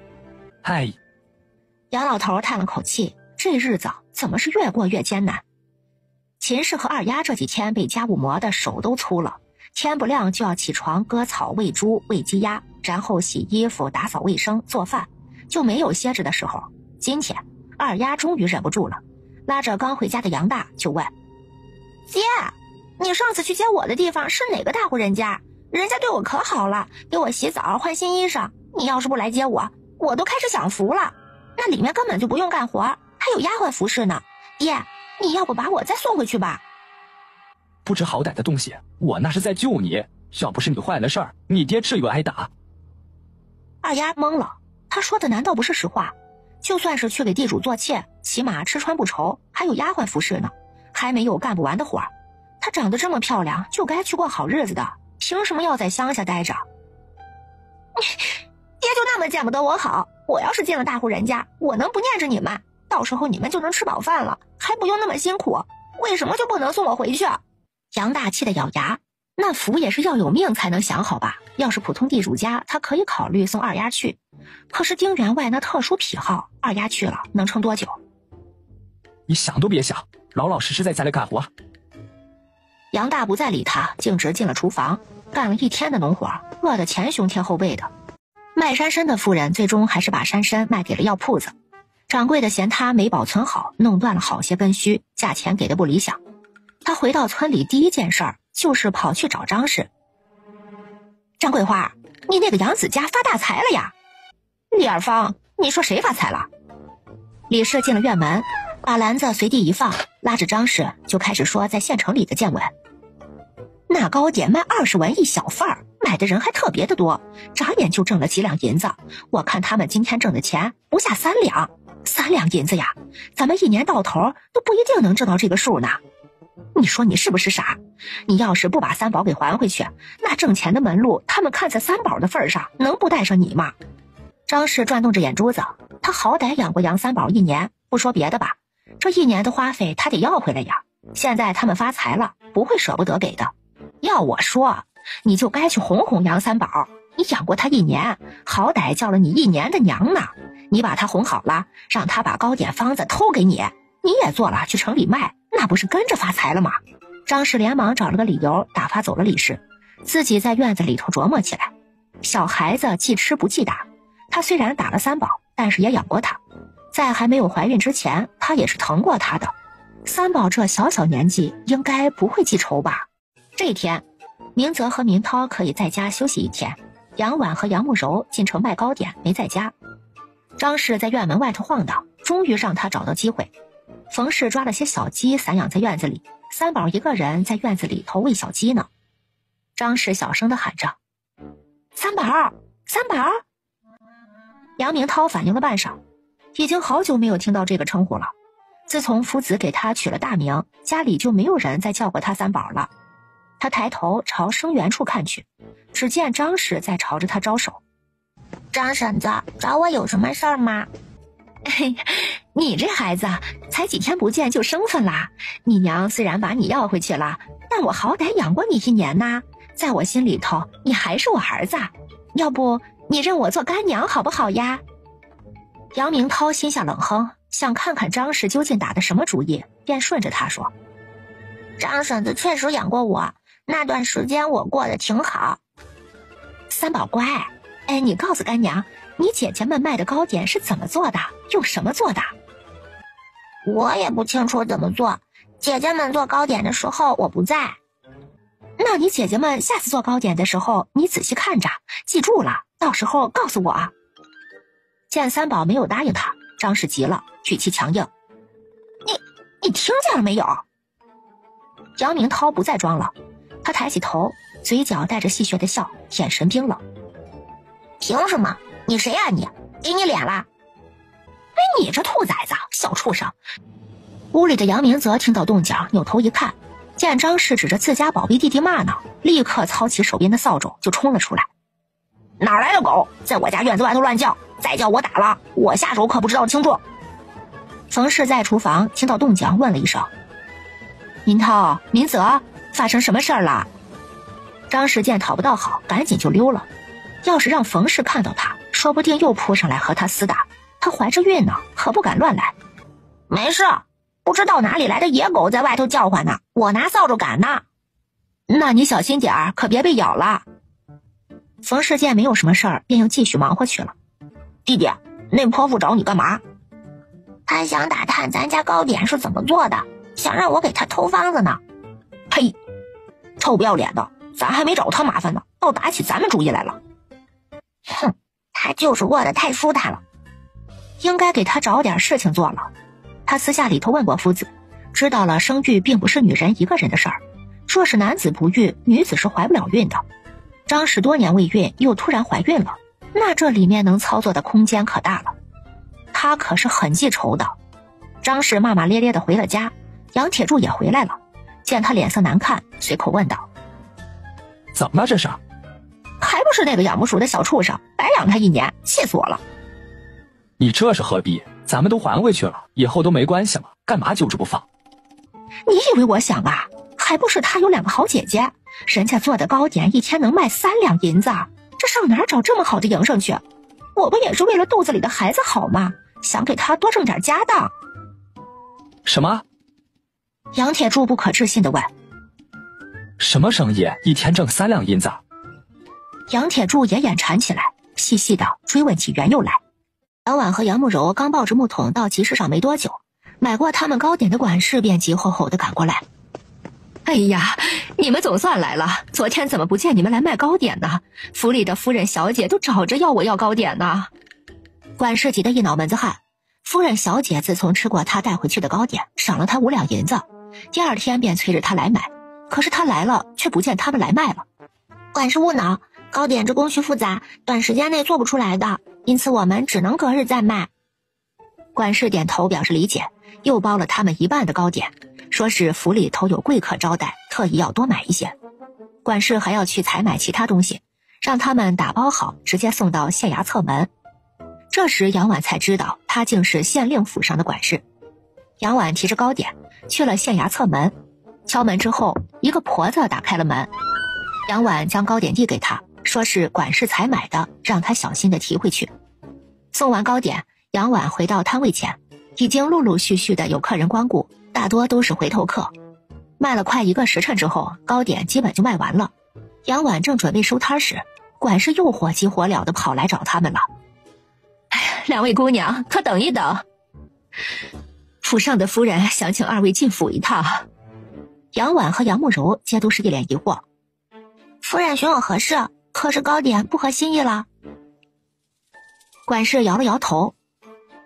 不是，是府上贵客吃了糕点，想见一见做糕点的人，我这不就急忙来找你们来了。杨慕柔有些担忧，她在清河村那个小地方生活了10多年，进城也不过是第2次，更何况要去见什么贵人，万一得罪贵人怎么办呢？管事可知贵人为何要见我们？这不是什么坏事儿，可能是对糕点好奇吧。管事的又给他们详细的讲了贵人的身份。县令府上的贵客是京城来的宋家，宋家曾是豪门贵族，家中出了位贵妃娘娘。可是宋家当家的不知怎么就得罪了当今圣上，被贬到了这荒凉的沧州当知府来了。如今这位宋知府正到处巡视呢，前不久刚刚到了平安县巡视。哎呀，我说这么多你们也不懂，你们只需要记住贵人问什么如实回答就行。杨婉2人点了点头，跟着管事进了县衙后院。贵人是宋知府的夫人，穿着低调大气，气质温婉。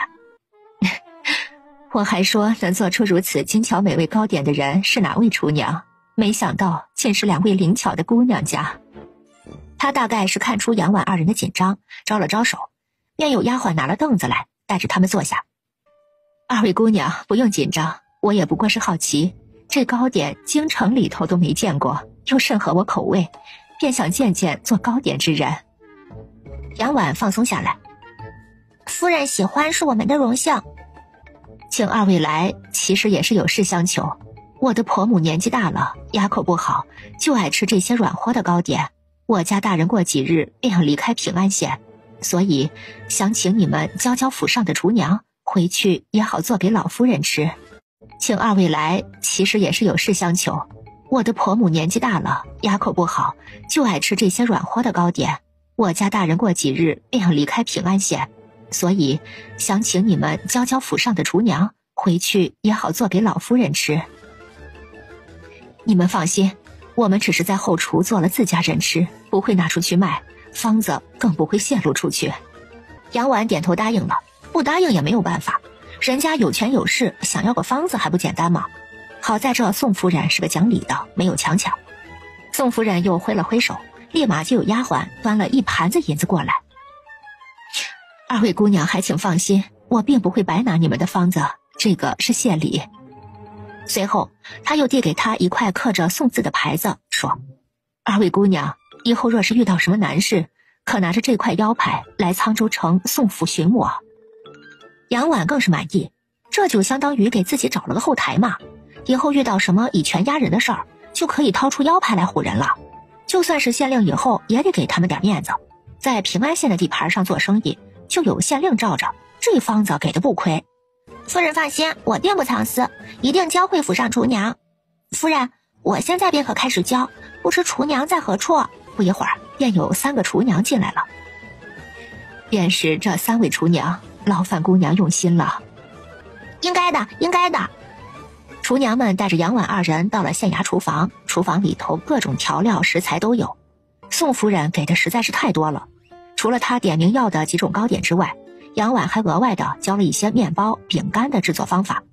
烤出来后第一时间送去给宋夫人品尝，然后又收获了一波银子和承诺。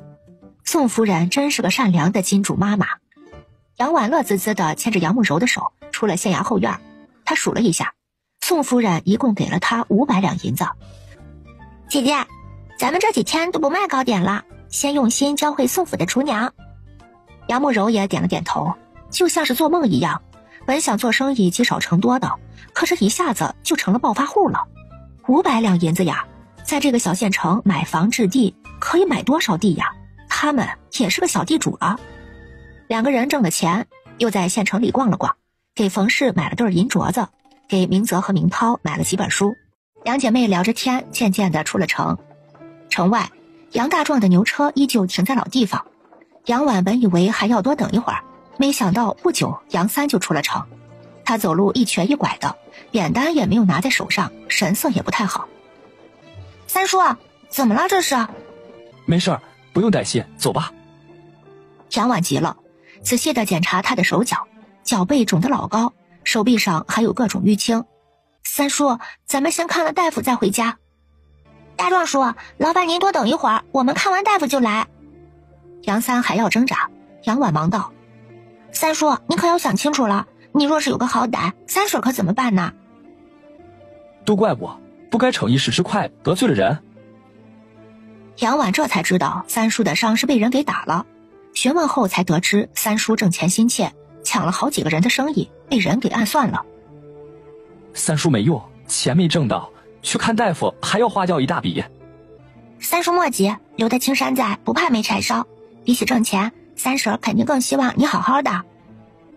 杨婉2人将杨三送到医馆后，趁大夫诊治的空隙，杨婉拉着杨慕柔到一边：咱们得想个办法帮帮三叔。我也有这个想法，可是怎么帮啊？三叔在钱奶奶眼皮子底下，咱不好帮啊。咱们卖糕点需要很多的鸡蛋的，虽然我不缺，但是也该有个来头。要不让三叔帮咱们收鸡蛋吧？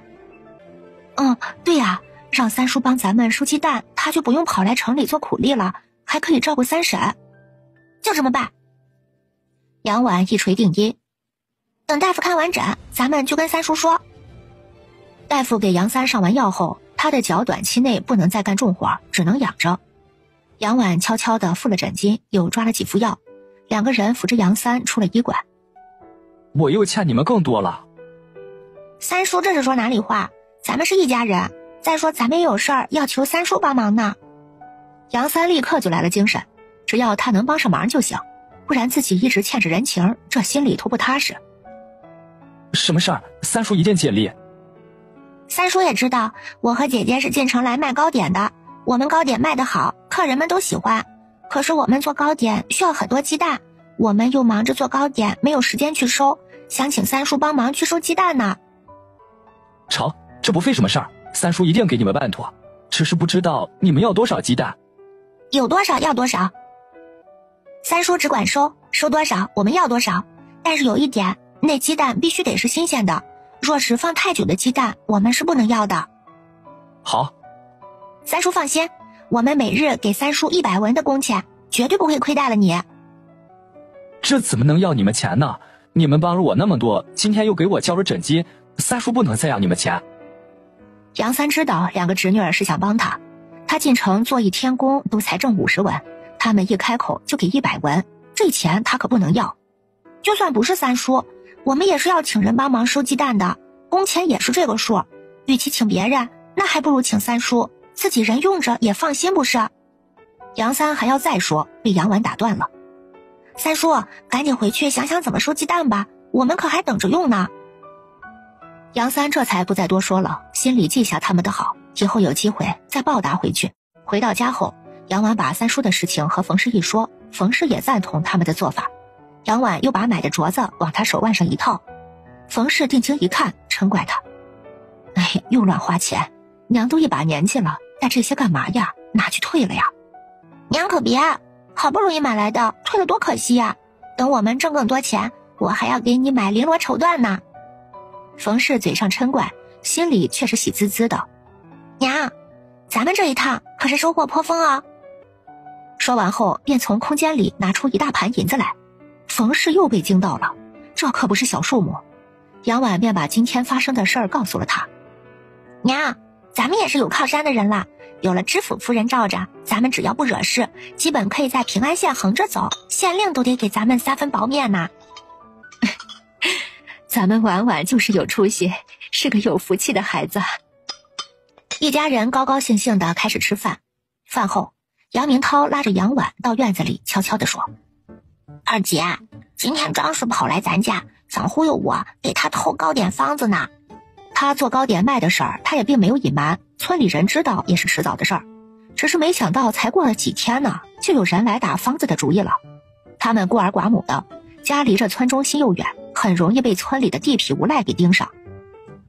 我过几日去买几只猎狗回来养着，咱家没有壮劳力，真要是有人闹上门来，要吃亏的。姐姐放心，张氏蹦跶不了几天了。杨婉有些奇怪他说的话，明涛却不愿意多说了。没过几日，村里头渐渐的有了个流言传开，原因就是村里来了个货郎。货郎卖货的时候喜欢说故事吸引人。故事中，布店老板和妻子多年无子，年近40岁的时候，妻子就突然怀孕了。布店老板自是欣喜若狂，对妻子更是百依百顺。妻子生子之后，他更是拿着孩子如珠如宝的疼着。直到一日偶然间听见妻子正和一个陌生男子密谋害他，他这才知道那个孩子不是他的。原来妻子多年不孕，竟是他自己有问题。之前从来没有多想，只以为是妻子无法生育。妻子和情夫见事情败露，便不再隐藏，直接把他给杀了。他们的儿子便名正言顺地继承了大笔财产。听的人唏嘘不已。故事虽然有漏洞，比如事情既已败露，官府定然不会轻饶，那这对男女必然不会讨得好等。但是大家都不关心这些，只在意妻子和情夫的2、3事。众人听完故事后又讨论了一阵子，不知道是谁问了一句：哎，咱们村杨铁柱家不是也多年无子呀？可我最近听说张氏怀孕了呀。这气氛一时就沉默下来。这是巧合，可别多想。可是刚刚的话像是打开了某种开关，人们不由联想着货郎说的故事来。嘿，这谁说的准呢？这村里头向来是好事不出门，坏事传千里，这流言就这么传开了。等到流言传到杨铁柱耳朵里的时候，村里几乎人人都像是看笑话一样的看他。杨铁柱火冒三丈，回到家一把拉起躺床上睡觉的张氏，一巴掌扇了过去。张桂花，奸夫是谁？张氏一脸懵，他睡得好好的，被突然拽起来，还莫名其妙的挨了一巴掌，脑子还没有彻底清醒呢。当家的。杨铁柱又是一巴掌扇过去，这下张氏是彻底醒了。杨铁柱，你发什么疯呢？你敢打老娘？你给老子指谁是奸夫，老子今天非要把这奸夫找出来。什么奸夫？杨铁柱，你在说什么呢？我还怀着孕呢，你别不知轻重。张氏不说怀孕还好，一说怀孕，杨铁柱的脸色就绿得发青。他一早出门下地，路过的人都用奇怪的目光看他，还对着他指指点点。杨铁柱莫名其妙的，还是有个关系好的朋友跟他说了村里传得沸沸扬扬的流言，说张氏怀的孩子不是他的，他戴了绿帽子。杨铁柱这才明白村里人为什么用那样的眼光看他。这孩子究竟是谁的？杨铁柱，这孩子不是你的，还能是谁的？你发什么疯呢？要是孩子有个好歹，你就等着断子绝孙吧你！杨铁柱看他说的信誓旦旦，怒气也降了不少，但是也没了之前对张氏的小心翼翼了。他心里彻底的埋下了一根刺，但是又不敢真的对张氏做什么，万一真的是他的种呢？张氏的那句断子绝孙一直徘徊在他耳边，久久不散，他不敢赌。是哪个杀千刀的在你耳边乱嚼舌根呢？摆明了是不让我们日子好过呀！你好不容易有个儿子继承香火，就有小人挑拨，是谁告诉你我腹中的孩子不是你的？他肯定没安好心。杨铁柱冷静下来，一言不发地出了门。他要搞清楚流言的来历。他一出门就看到好多人围在他家院门处偷听呢。见他出来，众人表情讪讪的，也有好事的直接上去问他：怎么样，搞清楚了吗？你媳妇肚子里的孩子是你的不？不是老子是谁的？你们又那么看惯老子有个儿子继承香火？嘿，你可拉倒吧！你多大岁数了，自己不知道呀？年轻力壮的时候你媳妇都没怀上，这都40好几了，媳妇突然就有了，说是你的，谁信的？我们也是为你好，别到时候给别人养儿子，到时候家产全落别人头上，当一辈子乌龟王吧！围观众人大笑，杨铁柱脸色发青，垂着头闷声走了。杨婉从县城回来，听到村里的流言，找到杨明涛。明涛，村里的流言是怎么回事？他不相信这件事情跟他没关系。我就是买东西的时候跟货郎说了个故事而已。这小子是杀人不见血呀！这杨铁柱心里头得多难受多纠结，这张氏以后的日子也好过不了，名声也臭了。没事，姐就是觉得幸好你是我弟弟，再说人不犯我，我不犯人，我早就想收拾他了，只是还没有腾出手来，没想到你也给解决了，干得漂亮。杨明涛心里一松，二姐没怪他，二姐真好。婉婉明天还要进城吗？不去了，该交的都已经交会了，宋夫人明天就要回沧州府，我先休息几天，就接着做糕点卖。哦，对了，宋夫人给了我500两银子的谢礼，这笔钱娘有什么打算吗？娘能有什么打算？娘以前只盼着你们能吃饱穿暖，如今满足了，就只希望你们能平平安安的，其他的娘都不在乎。娘，难道不想建房买地？咱这房子确实太旧了，倒是可以建个大点的。至于买地，咱家又没有壮劳力，买了地谁去种啊？娘原来是担心这个。您看镇上那些地主谁会亲自下地干活，不都是租给佃农种吗？咱买了地也租出去，咱就坐在家里收租子，多舒服啊！娘哪懂这些，你拿主意就好，钱你保管着，随你折腾。娘就坐等着享福了。娘等着享福就好。对了，三叔最近收了多少鸡蛋？收了有1000多个了，村里的鸡蛋基本被你三叔给收完了。他让我问问你还需不需要，要的话他就去别的村接着收。有多少要多少。娘，你跟三叔说一声，咱家糕点鸡蛋是主要材料，囤的越多越好。娘，我去村长家走一趟。知道了，早去早回，天快黑了不安全。杨婉到了村长家，村长一家正在吃饭，村长媳妇儿看到杨婉，脸色就沉了下来。杨婉有些不好意思，她实在没想到村长家还没吃完饭，任谁在吃饭的时候被打扰，心情都不会好。打扰村长了，您先吃饭，我一会儿再来。三丫可是有急事儿啊，吃过饭没有？没有的话过来一起吃，害得他娘去欠付碗筷。刘春桃不情不愿的起身，暗骂又是个打秋风的，骂村长败家。不用啦，村长，我吃过的。之前您帮我们过户房契的时候给我们垫付银子的，我来是想把这钱还给您的。刘春桃听了这话，脸色才好看起来。哎呀，侄女儿过来坐，婶子给你倒杯糖水喝。杨婉理解刘春桃年景不好，谁家日子都不好过。村长和善平时没少接济村里人，可是自家也是要过日子的。刘春桃虽然嘴上不饶人，但是心眼却不坏。谢谢婶子，不用了，我娘让我还了银子就赶紧回家，要是知道我在外头贪玩，回去可要挨骂的。杨婉拿了3两银子出来递给村长。村长，不知道附近可有田地要卖的？侄女打听这个做甚？可是要买地？说是要买地，我可以去帮你问问。村长也知道我家情况，孤儿寡母的也没有田地傍身。我前段时间做了点小生意，挣了些钱，就想着赶紧买些地，有地才有根嘛。成，我帮你问问。可是短时间内也别抱太大希望，秋收将近，正是农忙时候，这期间卖地的少，估摸着要等到秋收后了。杨婉答应了，道谢之后便走了。这冯氏刚分出去多久就有钱买地了？他哪里来这么多钱呢？你问这个做甚？人家不偷不抢，凭本事挣的钱，为啥不能买地？冯氏的为人，你们妇人比我了解。他是个老实勤奋的，没分家的时候，老杨家里里外外都是他在操持，下地干活不比男人差，是老杨家拖累了他。如今离了老杨家，人家这日子只会一天比一天好。哎呀，我也就是随口问问，又没坏心。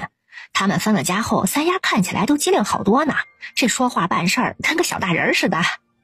嘿，那丫头确实机灵，冯氏能分家出去，多半还是靠这丫头呢。他们能买地，是这丫头起早贪黑的去城里做生意，听说是用鸡蛋做的糕点，生意还不错。他三叔最近不是在到处帮他收鸡蛋吗？哎呀，这丫头是个记恩的，没分家的时候也就杨三对他们好些，这分了家有出路了，也会想着帮他三叔。你看着吧，他们日子不会难过的。倒是老杨家那边，如今连杨三这样的老实汉子都逼着分出去了，杨大又是个不成器的，这日子怕是不好过喽。你操心这干啥？左右不是咱家的事儿，前世不还有个读书的大孙子吗？村长想起当初为冯氏主持分家时杨大宝的嘴脸，明明是靠着全家人的功绩才读上书的，甚至大部分的银钱还是三丫他爹挣来的，杨大宝却用得理所应当。杨二被前世推出去服兵役是因为他，杨二寄回家的军饷也用在他身上，而杨大宝对待冯氏却完全没有一丝尊重。这样的人就算是书读得再好又有什么用啊？他若是考中做官，真的能因弊乡里吗？不是所有读书人都是好人，品性不佳、忘恩负义的人读了书，往后也只会给身边的人带来祸端。杨大宝就是那样的人，咱们等着看吧，前世究竟压没压对宝。转眼到了秋收，村里家家户户都忙得热火朝天的，秋收的成果直接决定了未来1年会不会挨饿，重视程度可想而知。杨婉家没有田地，秋收的繁忙自然与他无关。他还颇有闲心的到处逛，家里头养了2只小奶狗，是从隔壁村猎户家买来的。杨婉带着2只小狗满村的跑，路过杨铁柱家田地的时候，就见到杨铁柱躺在树荫下指挥着张氏干活呢。张氏一个孕妇，脸累得惨白，没有那个流言之前，杨铁柱是断不会让张氏下地的，天天好吃好喝的养着张氏，指望他给他生个儿子呢。可是出了流言之后，杨铁柱心里头梗着根刺，又担心孩子不是他的，他白白给人养儿子，又担心万一是自己的，自己搓磨张氏，孩子没了咋办？见杨婉路过，杨铁柱连忙从地上爬起来，笑着打招呼：侄女儿上哪儿去啊？杨婉表情淡淡的：到处走走。嘿，侄女儿，三宝最近咋样？过得可还顺心呢？杨婉挑眉，这杨铁柱又想打明涛的主意了。他在自己家有亲娘照顾着，能有什么不顺心的？叔还是管好自己吧啊！哎呀，叔就是关心关心嘛，三宝也叫了我1年的爹呢，我是把他当亲儿子带的。三宝现在发达了，有个会做生意的姐姐，听张氏说一日最少挣3两银子，那可是3两银子呀，他要买多少好酒好肉，天天吃肉喝酒都花不完呢。听说还被送去读书了，满村子也就杨大宝读过书，现在加上三宝，要是能种秀才，那可是光宗耀祖的事情呀。就算是种不了，以后在镇上或者是县城里做个账房先生，也比他们这些在地里头刨食的强啊。再加上有个会做生意的姐姐，这丫头片子能挣钱了，就给点嫁妆嫁出去，家财还不都是三宝两兄弟的。杨铁柱的眼睛滴溜溜的转，要是三宝还认他，张氏这个臭婆娘生不生都无所谓了。杨婉冷笑出声，哼，当亲儿子带，那他那一身的伤怎么来的？伤痕到现在还没有消呢，叔要不要去看看呀？哎呀，还不是张氏那个毒妇，她趁我不在家虐待三宝，又挑拨我和三宝的父子之情，三宝的伤全是她打的，我可没动过手。呸，臭婆娘，给老子好好干，干不完老子不打死你。张氏脸色一白，孩子快5个月了，已经显怀了，他就这样挺着肚子在地里头忙活。杨铁柱说会打人不是开玩笑，那是真的会打。哼，叔还是不要攀亲戚了啊！你是没动手打他，可你也没有护着他，还说把他当亲儿子带，谁家亲爹会眼睁睁的看着儿子被打死啊？三宝现在过得很好，以后会更好。夫子说他是读书的料，有天赋，假以时日必定高中，到时候光耀的也是我杨家的门楣，与叔一点关系都没有。杨婉就是故意的刺激他，是他放任张氏虐待三宝的。杨铁柱听得心痒痒，若三宝还是他儿子，那这些富贵都有他的一份呢。他姐姐肯定也会供他读书，帮他娶妻，自己白得个儿子不说，还不用出钱出力，这么好的事儿全都被张氏这个娼妇给搅和了。哎呀，侄女说的哪里话呀，你们没爹了，三宝肯定还认我这个爹的，你让他和我多走动走动，把误会说开了，和和美美的不好吗？你那算盘珠子都崩我脸上来了。杨婉一口就拒绝了，指了指地里头的张氏道，你儿子在那儿呢，不要随便乱认儿子。说完杨婉便走了，两只小奶狗一前一后的跟着他。杨铁柱脸色一黑，走到地里头，上去就是一巴掌呼到张氏的脸上。你这个搅家精，好好的儿子被你打跑了，连老子的富贵也被你给难了，你就是个丧门星娼妇。旁边地里的人看热闹不嫌事儿大，打着趣道，哎，杨铁柱，你可轻点打呀，别又把孩子给打没了。杨家老宅这边也正忙着秋收，可是气氛却是愁云惨淡的。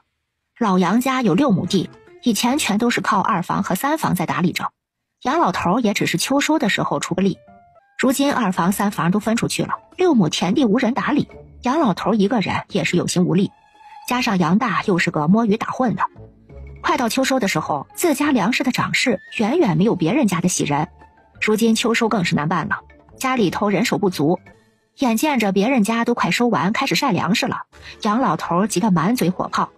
杨大又开始摸鱼打混，随意的找了个地方一躺，就开始休息了。杨老头再也忍不住，你居然还躺得下去，粮食不收回家，往后1年都要饿肚子，你是要气死老子吗？急着吗？粮食在地里又不会飞，早一天晚一天有什么区别？嘿呀，不赶紧收上来晒干，万一下雨怎么办？淋了雨，粮食全烂在地里了，还要靠人挑水浇地呢，哪那么容易下雨呀？你就是太杞人忧天了，爹。杨老头拿他无法，只能自己拼了老命的收割。收好之后还要脱粒装袋，6亩地要收完简直是遥遥无期。干了1天的活，杨老头腰都直不起来了，他杵着扁担，一瘸一拐的回到家里，又见钱氏和秦氏为着做饭的事情吵吵闹闹的。如今家务活落在大房头上，秦氏是做得乱七八糟的，二丫随他爹是个偷奸耍滑的，这婆媳关系自然不再好。秦氏，我原以为你是个好的，没想到也是个黑心烂肝的，竟然偷偷藏鸡蛋，你公婆都没吃上蛋呢，你竟然自己偷偷煮着吃。鸡蛋这种金贵物事一向是钱氏在保管着，家里头的母鸡每天下多少蛋他都清楚着呢。可是最近他去鸡圈捡蛋的时候，数量比之前少了，他以为是二丫没有喂好鸡，鸡才下的少，还骂了二丫一顿。平时中午他都会睡个午觉，最近农忙他也不敢闲着，去鸡圈捡蛋的时候就看到秦氏偷偷摸摸的拿了2个鸡蛋揣在兜里，这一下他才知道了最近鸡蛋少了的原因，揪着秦氏就骂了起来，说是不是还藏了私房钱？你不是会绣帕子吗？以前我说我拿去镇上卖你不让，说是路远怕我累着，合着你是为了卖了好藏钱呐。秦氏，大宝读书没少花宫中的钱，你藏那私房钱干什么？不用在大宝身上，你要用到哪里去？秦氏神色惊慌，眼神闪躲。钱氏见状，一巴掌扇到他的脸上。在老娘面前挤眉弄眼的给谁看呐？你今天不把藏的钱拿出来，老娘做主休了你。娘，我没有藏钱。还想狡辩？又是一巴掌扇在秦氏脸上。秦氏进门这么多年，自从生了杨大宝，还是第一次被钱氏打呢。以前见钱氏搓磨二房冯氏的时候，他还事不关己冷眼旁观，没想到轮到自己的时候是这么难堪。杨大连忙上前拉住钱氏。娘，秦霜他没藏钱，你误会他了。开玩笑，他们两口子偷偷存的钱，要是被钱氏给全要了去，那他喝酒去哪儿拿钱去？钱不能给他娘。我呸！你们两口子真是一窝白眼狼！这么多年你们沾了大宝的光，过的什么日子心里不清楚吗？什么不是以你们为先，竟还要背着我存私房？还有二丫手上的银镯子，你之前说是去娘家他外婆给他买的，他一个丫头片子，你娘会那么好心给他买镯子？钱氏一把拽出缩在灶房里头当鹌鹑的二丫，一把就将镯子给撸了下来。二丫立马就哭嚎起来：你别抢我镯子，那是我的，娘说是给我的嫁妆。我呸！一个赔钱货戴什么镯子？老娘这么大岁数还没戴过呢。你娘不想着孝敬我这个婆母，倒是给你置办起嫁妆来了。秦氏急红了眼，为什么会这样？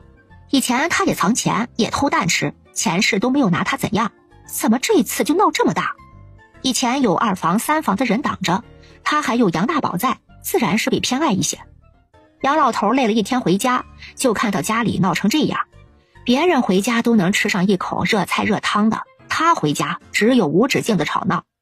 他心里头生出一阵后悔，也许不该那么对待二房三房。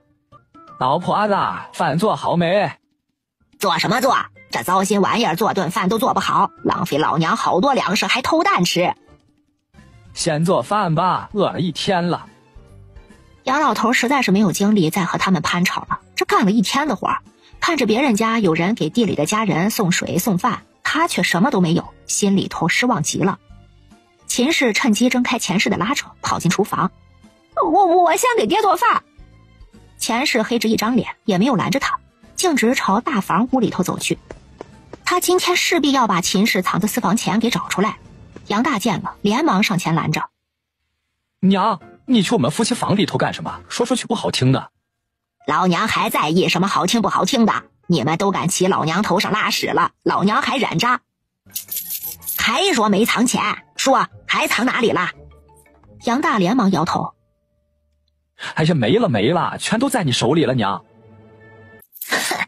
这钱要给大宝考试用的，他马上要下场考试了，到处都要花钱。杨三把今天的工钱递给林氏。小娘，这是今天的工钱，今天收的蛋多，婉婉还多给了我10文呢。你怎么能要呢？咱们本来就占了便宜了，谁家一天能有100文的工钱，你还多收？我本来不要的，走的时候明涛那小子偷偷塞我筐里了，我也是到家了放过筐的时候才看见。他们这才分家多久，杨三就陆续往家里带了快2两银子了，这要是放在以前，他是想都不敢想。你明天去镇上再买些粮食吧，家里的粮食快吃完了。杨三接过铜钱，点了点头，端起饭碗正要吃饭，便听到敲门声。杨老头站在三房的门外道：老三吃了吗？没吃的话出来一起吧。杨三一脸的莫名其妙，自从分家之后，他们都是各自吃各自的，再没有一起吃过。爹突然叫他出去一起吃，不知道是不是有什么事儿找他。你去看看吧，看看他们打什么主意。杨老头埋着头带着杨三走进厨房。钱氏难得没有摆什么脸色，饭桌上气氛沉闷，连杨大都表现得小心翼翼的。杨三啊，你想不想回来啊？爹什么意思？回哪里？杨三啊，你只要把那3两银子还回宫中来，那这个家就当没分过，我们依旧是一家人。一家人拧成一股绳，干什么都好干。你们也不用再花钱去买粮食，等秋收完就有粮食吃，不会饿着你们。杨三这才知道杨老头的意思，可是他好不容易分出去，如今日子越过越有盼头，又怎么会轻易回来呢？爹，开工没有回头箭，我既已经分了家，就不会再回来。我好手好脚的，饿不死。杨老头怎么会不知道他饿不死？就是因为看他们一个个的分出去之后，日子越过越好，这才心有不甘呢。杨三，你别不识好歹，爹是为了你好，你只要把那3两银子补上，家就当没分过。你们吃用都不用再花钱买，这么好的事儿，你怎么能拒绝？要是这3两银子我补不上呢？你怎么可能补不上？你到处去给那冯氏收鸡蛋，我听人说你一天起码有100个铜板的工钱，这么高的工钱，这么长时间了，怎么可能没有3两银子？杨三心里对正房的众人更是失望了。若是他没有这么多工钱呢？若是他还是在城里打散工，做着朝不保夕的活计呢？若他们过得真的凄惨，到了断粮这个地步，那爹还会说这样的话吗？杨三心里想着这些可能，面上却是淡淡的。你们既然都知道我有多少工钱，怎么会不知道我们的花费呢？我们吃用都得花钱，临时也需要喝药养着，钱又能剩下多少？爹若是真心让我们回来，又怎么会在乎这3两银子？说到底，我们不是因为这3两银子才分的家，爹难道心里不明白吗？一定要撕破最后那张窗户纸呢？杨三多多少少也听了些闲话。秋收农忙，他没有分到田地，只能靠给婉婉家收蛋挣口粮吃。6亩田地落在大房手里，若是勤快些，这么天过去也该收完了。可是他听说连3亩地都没有收完，这个时候让他回来，打的是白得个免费劳力的主意吧？你才分出去几天，就敢这么跟你爹说话，是不是林氏那个娼妇教唆的？你以前多听你爹的话呀，现在你爹说一句，你都能顶3句了。哎，杨三，你翅膀硬了，爹也管不住你了。你不回来也行，爹如今就求你一件事儿，你帮着我们把地里的庄稼收上来吧，晚了怕生出变故。爹，给我多少工钱？杨大坐不住了，插嘴。杨三，爹让你办个事儿，你怎么还开口要工钱呢？你还认不认爹了？我如今给二嫂家收蛋，二嫂给我100文的工钱，我若放下手里的活计来给你们收庄稼，耽误了二嫂的生意，你们就不怕二嫂重新请人？我若失去这份差事了，那以后生计是爹负责吗？我们吃用都得花钱，爹要是给我粮食，还是要给我银钱？我要工钱，难道不合理吗？杨大憋了半天，没有憋出话来反驳。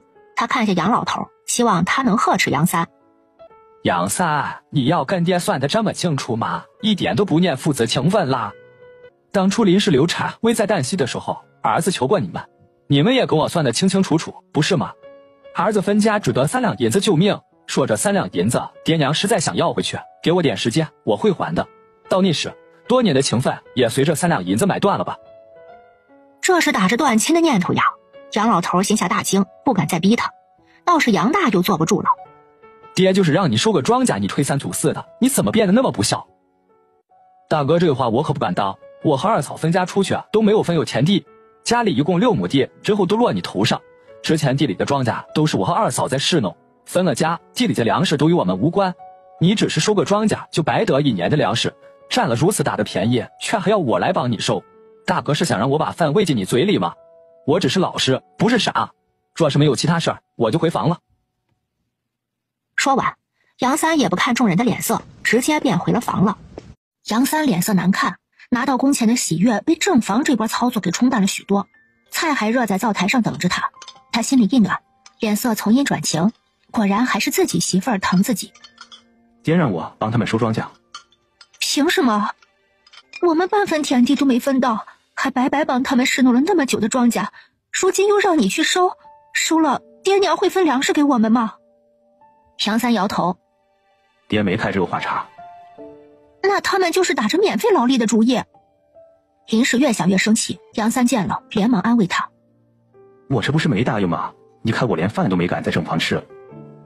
我还不是替你委屈，你当牛做马这么多年，如今分家了还来打你的主意，你要是没分家，怕是被吃的骨头都不剩。杨三也叹了口气，有这样的爹娘他也很无奈，好在他及时看清脱身出来了。别气了，我明天去镇上买粮食，你有什么想吃的，我给你带。买粮食就行了，别花那些冤枉钱，咱们能省就省吧。杨家老宅的6亩地，最终还是杨老头带着杨大收。只是在收到第4亩的时候，天果然下起了大雨。完了，全完了呀！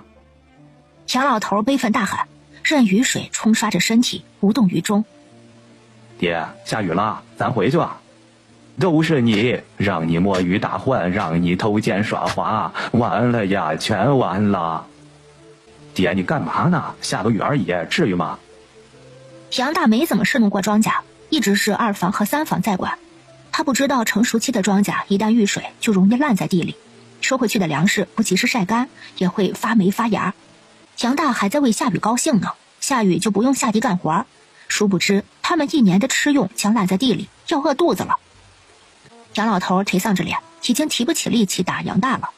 他只觉得头重脚轻，深一脚浅一脚的回了家。刚到家门口就直接晕了过去。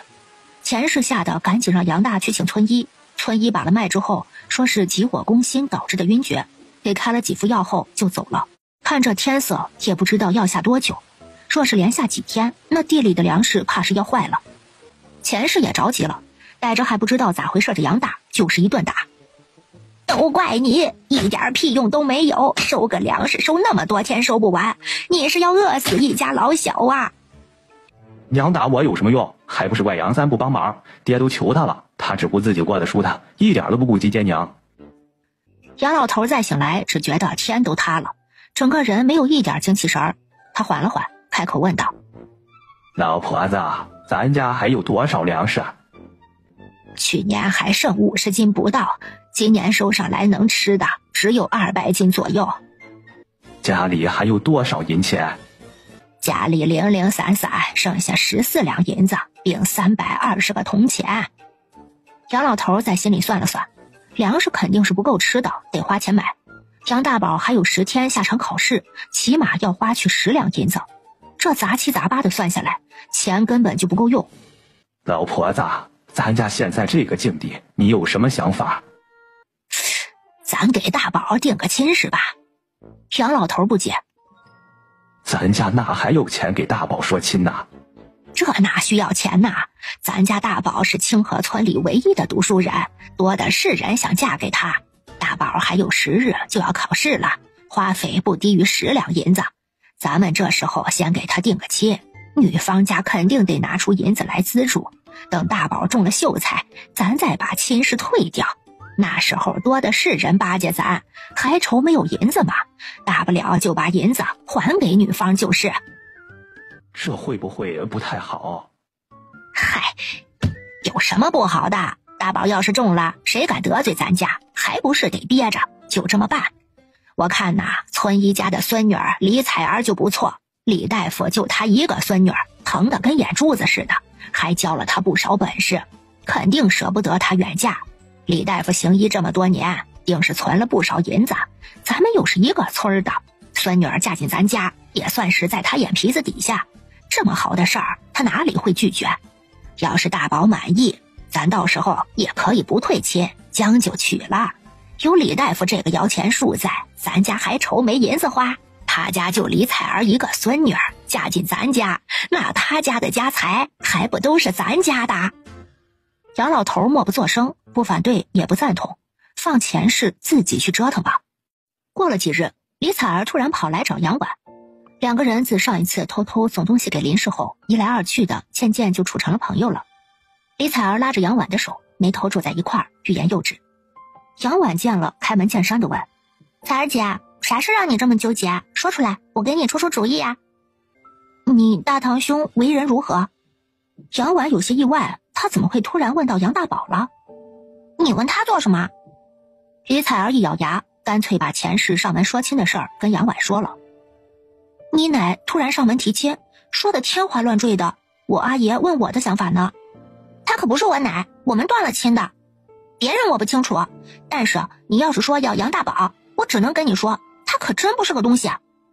这话怎么说？他有什么问题？前世在他阿爷面前可是把那杨大宝吹得天上有地上无的，还笃定他今年必定中秀才，他阿爷都有些松动了，钱氏那为人，我不用说你也清楚，村里没有一户人家愿意和他打交道，他嘴里说出来的话你就反着听就是，可千万别当真。杨大宝更是狂妄自大，忘恩负义，十足的小人嘴脸。他不得势还好，他若是得势，恐怕第一件事就是退亲，到时候你的名声加上还有那杨大宝作妖，你再想嫁个好人可就难了。还好我阿爷没有答应，想问问我的意见。我阿爷本也不打算将我嫁出去，我爹娘就我一个女儿，他们都想为我找个上门女婿延续香火。要不是前世说的好听，说一个村的抬头不见低头见，嫁出去相当于没嫁，还在一个村，以后生的娃娃拿一个姓李继承李家香火，我阿爷都不会考虑这事儿。那前世怎么突然要给杨大宝说亲了？杨大宝是读书人，前世因为这个一向目中无人，觉得只有秀才女儿才配得上他孙子，怎么突然就在村里给他找媳妇儿了？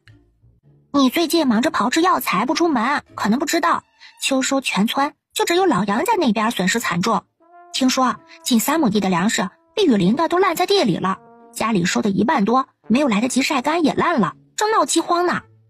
啊，他家不是才6亩地吗？我隔壁杨叔家10亩地，家里头就一个壮劳力，不也收完了？哼，杨大就没好好干过活，那6亩地我们家和三叔仔细试弄了大半，他们就只坐着等着收就成，没想到连收都不会。这种公婆你要是真嫁过去，那不得磨掉一层皮，他们全家非得扒着你吸血不可，说不定一边占着你便宜，还一边要嫌弃你呢。李采儿顿时吓出一身冷汗，还好他没有答应，知道先找人打听打听，不然可真是要害了全家了。我得赶紧回家跟爹娘和阿爷说一声，可千万别上当。没过几天，李采儿又跑来找他，兴冲冲的跟他聊八卦。婉婉，我回去跟我阿爷把情况一说，我阿爷当天就回绝了前世，那前世骂的可难听了，说我们不识好歹，活该一辈子当泥腿子。哼，简直是笑话，他自己还是个泥腿子呢，还是闹饥荒的泥腿子，瞧不起谁呢？后来呢？后来听说去秦氏娘家那边说了户人家，也不知道前世是怎么说的，连哄带骗的人家居然答应了。那户人家兄弟多，就一个妹子没有嫁人，家底儿也是有的，听说拉了好多粮食送过来，这前世还真是有点忽悠人的本事呢。你等着看吧，那一家子还会再刷新你的底线的。送走李采儿之后，杨婉把听来的事儿跟冯氏一说，冯氏也感慨半天。哎，也不知道谁家这么倒霉，被老宅给盯上了，那姑娘怕是不好过了。杨婉可是听李采儿说了，那姑娘有4个护短的哥哥，谁倒霉还真说不定呢。说到说亲，你姐姐也差不多了，得相看着了。娘，你可别乱来，姐姐还小呢，咱才过了几天安生日子，你就想把姐姐给嫁出去了？想什么呢？只是留意着，又没说马上嫁出去。你姐姐也不小了，现在不留意着，等大了，好苗子都被别人给竞走了。我姐长那么好看，还愁找不到好苗子啊？娘，你就别瞎操心了，世事难料，你现在看准了，以后可说不定。就你主意大，你姐姐要是老了嫁不出去呀，你可得负责。多大点事儿，养她一辈子都可以，还不用看婆家眼色，多好，我还不想让我姐嫁出去呢。冯氏拿他无法，也争不过他，瞪他一眼，便起身去厨房做明日要卖的糕点去了。翌日一早，杨婉和杨慕柔照例去县城卖糕点。如今糕点在县城也算是小有名气，又有县令护着，没人敢找他们麻烦。再过不久，他就打算在县城里买一个能住人的铺面，前头卖糕点，后头住人。可是今天卖糕点的时候，县令府上的管事明里暗里让他们别买房置地，让他们赶紧把钱都换成粮食，越多越好。杨婉心里一惊，随意找了家粮铺询问价格，果然粮食的价钱翻了1倍都不止。这时要出大事儿啊！而他们平安县离边境就隔了2个县城，最直观影响粮价的就是战乱。姑娘要是不买粮，我可招呼别人去了。这粮价也太贵了，过几日可会降价？不可能降，只会一天比一天高。如今斗米300钱，过几日估计就要斗米1000了。你们若是买，得趁早，晚了有钱都被地儿买了。婉婉，是不是要出事儿了？咱们要不要买啊？杨婉拉着他退出粮铺，糕点还剩一些没有卖完，杨婉也顾不了那么多了，拉着他就往回赶。咱们赶紧出城，现在买了咱俩也带不了那么多，先回家通知村长。粮食咱们不担心，我多的是，可咱也得买一些掩人耳目。一回到清河村，杨婉让杨慕柔带着木桶先回家了，自己就急急忙忙地往村长家赶。村长，大事不好了！侄女儿，出什么事儿了？村长，赶紧通知村里人囤粮，恐怕有战乱呢。杨婉将县城里的见闻和管事的嘱咐都告诉了村长。村长，这囤粮恐怕还不够，说是边境战败，异族入侵，加上前头2个县城的流民一起涌进平安县，那咱们的粮食恐怕也保不住，咱们得赶紧谋划了。侄女儿赶紧回家吧，我召集各族族老们商议，有结果了会通知大家。杨婉点了点头，赶紧朝家里赶。他要去通知三叔李彩儿、张云等平日里关系好的人家。去的路上刚好遇见收担回来的杨三，杨婉连忙从空间里掏出10两银子塞给他。三叔，快，趁天色还没有黑，赶紧去镇上买粮食去，能买多少买多少。买那么多粮食干嘛？来不及跟你细说，三叔赶紧去买粮，可别舍不得，手里的钱全部换成粮食，要快。杨三知道杨婉向来是个主意大的，他从来不会无的放矢，便听话的朝镇上赶。把粮食放好之后，想了想，又去了一趟正房。爹，家里有多少银子，全换成粮食吧。有多少钱关你啥事儿啊？收粮食的时候你不帮忙，这会儿倒是惦记上了。镇上粮食已经卖到斗米300文，听小二说明日还要上涨，恐怕有不好的事要发生，爹娘还是早做打算。前世才不管这些呢，钱要握在手里才安心，用出去了还怎么有安全感？而且他刚给大宝说了门好亲事，完全不担心粮食的问题。钱给大宝考试用要紧，又饿不死，买什么粮食？你怕是昏头了。杨三也不再多说什么，转身回了房。粮价涨这么快，该不会真要出事儿吧？能出什么事儿啊？柳家不是才送了1000斤粮食过来吗？够吃好一阵子了，买那么多干嘛呀？留着生虫。大宝后天就考完试了，咱拿钱买些肉给他补补身子才是正事儿。村长和各族族老商量下来的主意是先囤粮，同时准备着逃难的各种物资。这世道不太平，杨婉没敢再让明泽和明涛去隔壁村读书了。2个人都很担心独居在清溪村的李夫子，他年纪大了，时常有些小毛病什么的，一个人在那边万一出了点事儿可怎么办呢？要不咱们把李夫子给接过来吧？我早就想接夫子过来了，他一个人在清溪村无亲无故的，可是之前跟他提了，他就是不愿意。可能是舍不得那个老宅子，毕竟有家人住过的痕迹。没事儿，咱们一起去抢也要把他给抢过来。不能那么粗鲁的对夫子，咱们可以用抬的。考虑到夫子若是不同意，他们得用强，那就需要壮劳力了。于是杨婉就找来了杨三，还去借了牛车，一家人浩浩荡荡地杀到了清溪。过了几日，村里陆陆续续开始出现流民，大多都是从边境逃难过来的，拖家带口，也带了粮食。他们没有在村里过多的停留，大多都是路过，径直往城里走。难民若数量不多，官府还能妥善安置；若是边境战败，难民大批涌入，官府不管，难民的粮食一旦吃完，那遭殃的就是他们这些百姓了。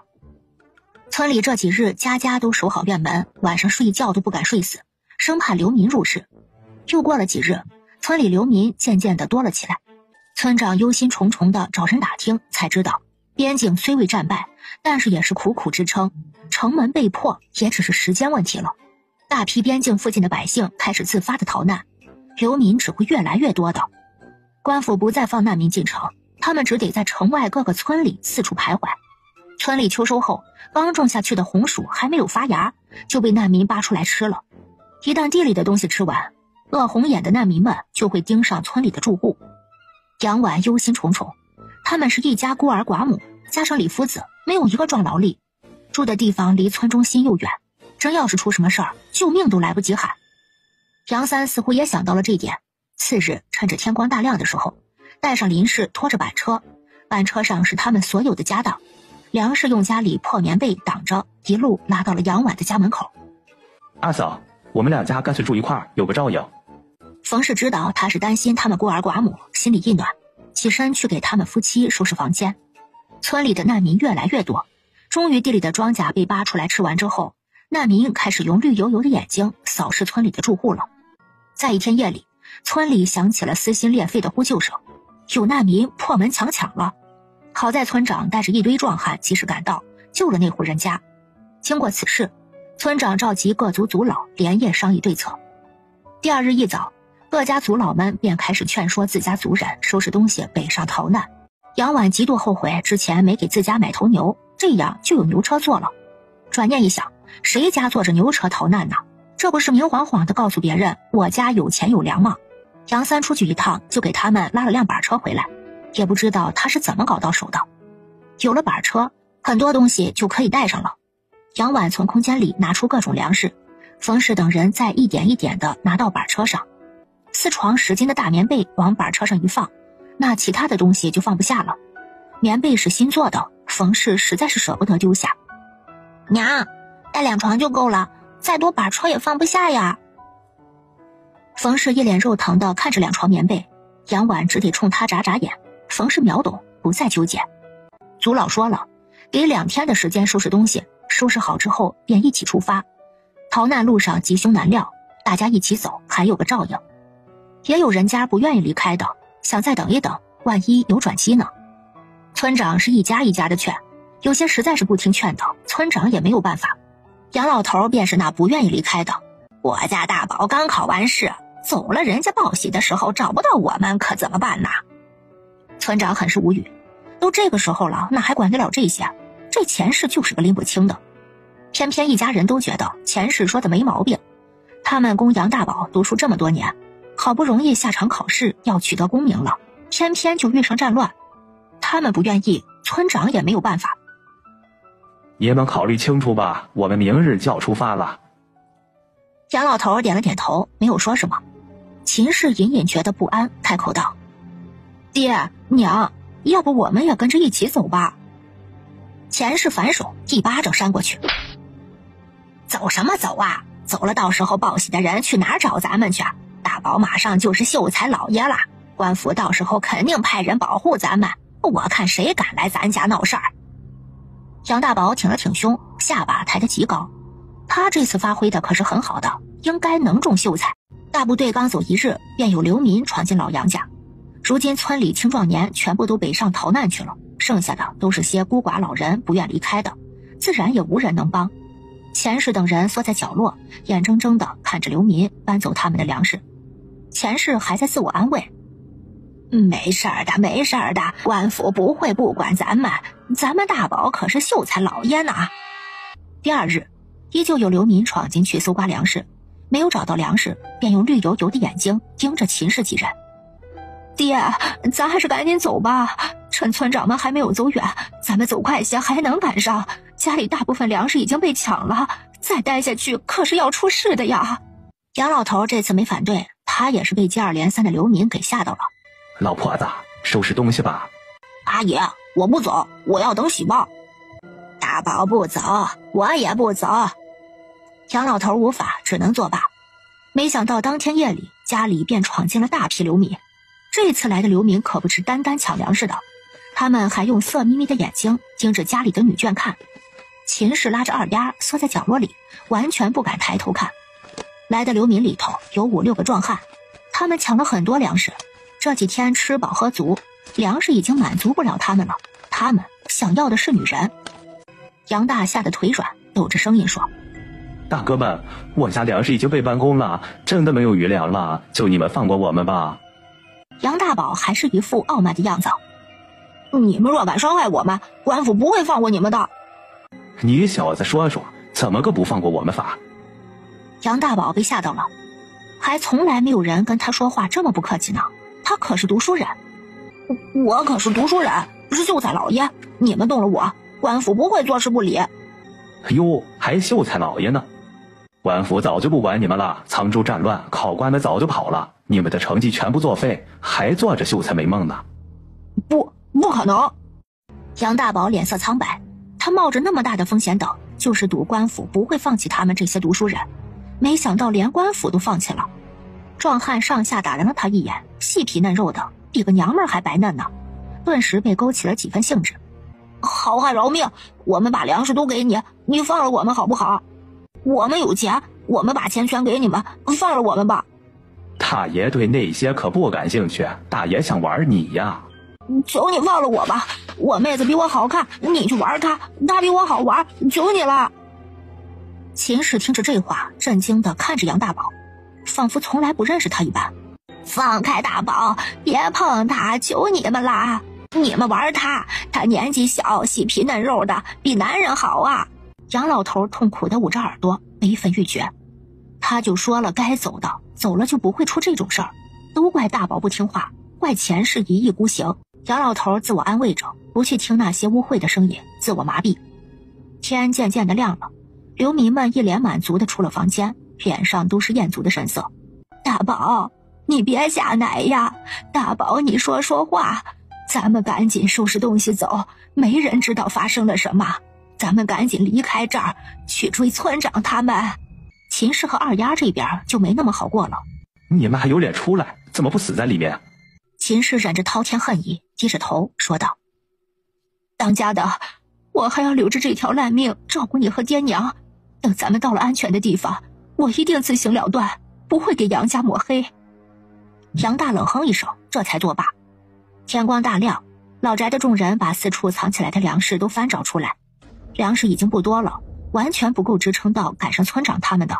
你们两个娼妇，爱去哪儿去哪儿，别跟着我们。当家的，别赶我走，我会干活，我要照顾你和爹娘啊。清河村的一行人已经赶了2天的路了，全村一共43户，共300多人，跟着出来逃难走了2天，只剩下200来人了。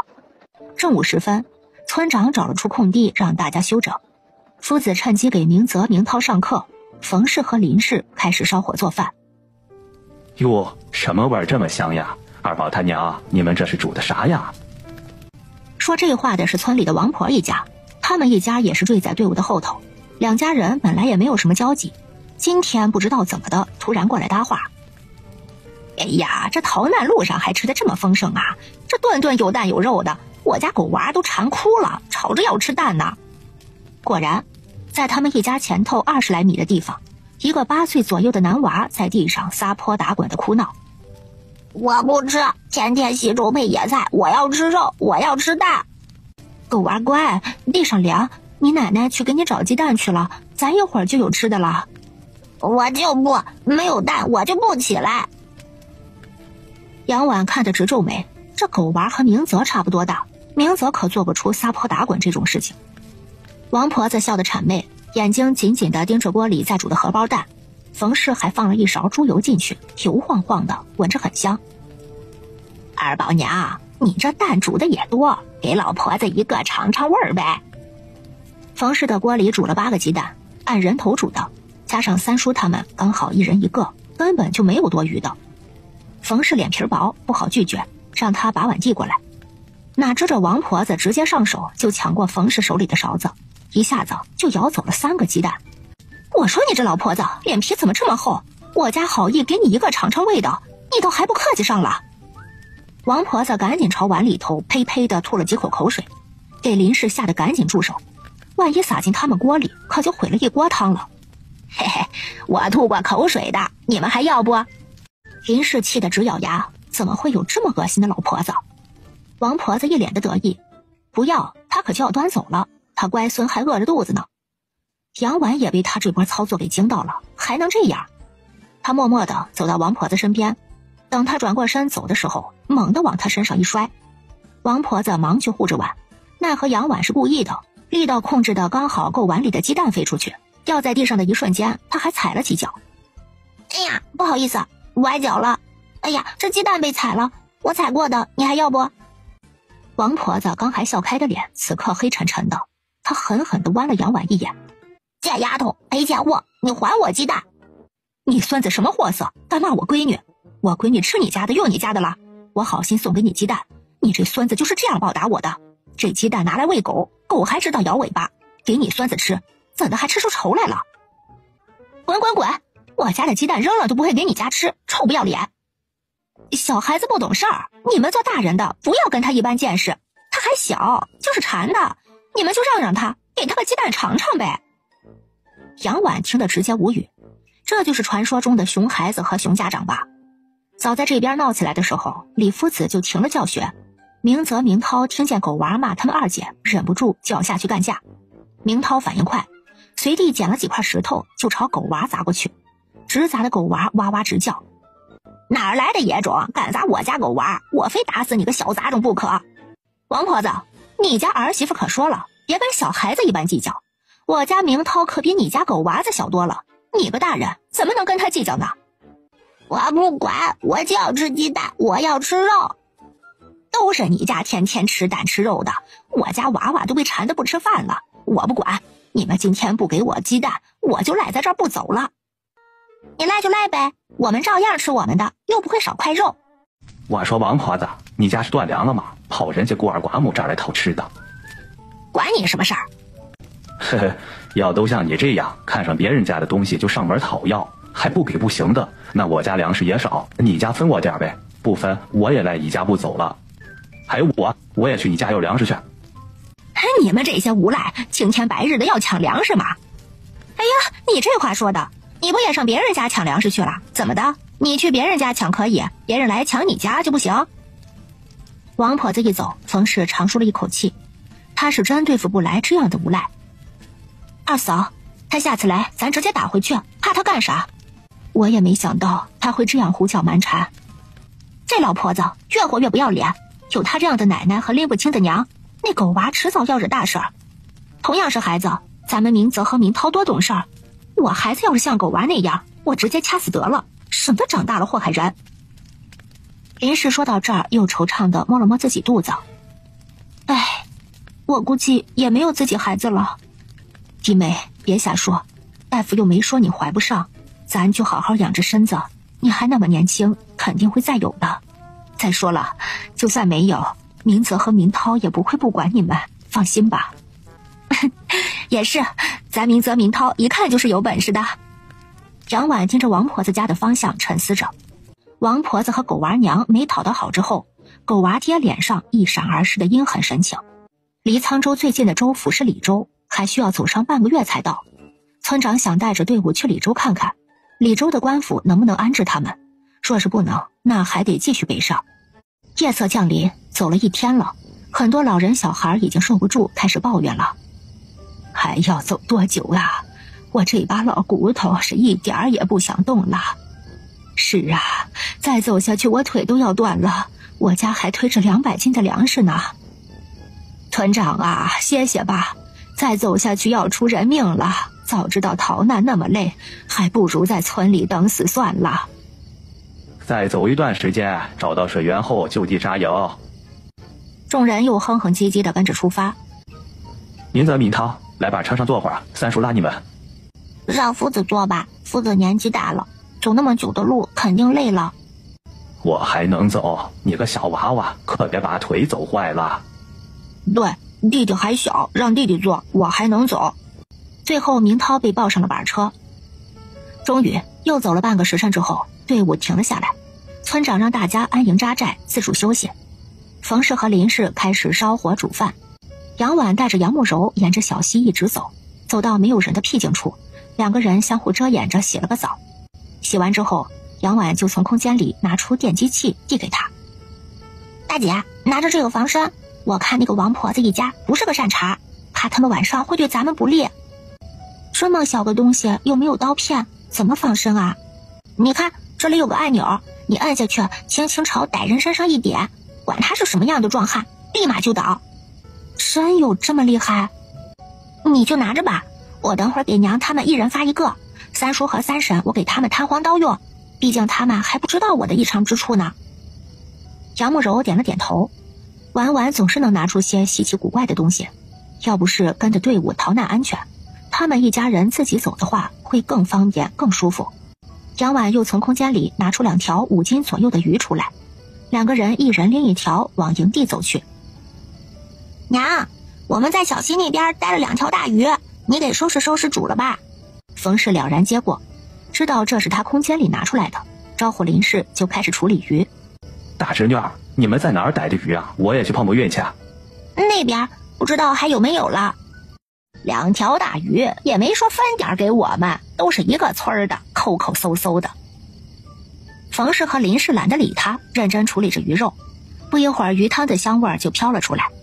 狗娃死死地盯着这边的动静，馋得直流口水。嘿嘿嘿，大侄女儿，你原真有鱼，我也逮了2条，只是没有你们的大。刚刚问杨婉鱼在哪逮的那位大叔笑着向他们道谢。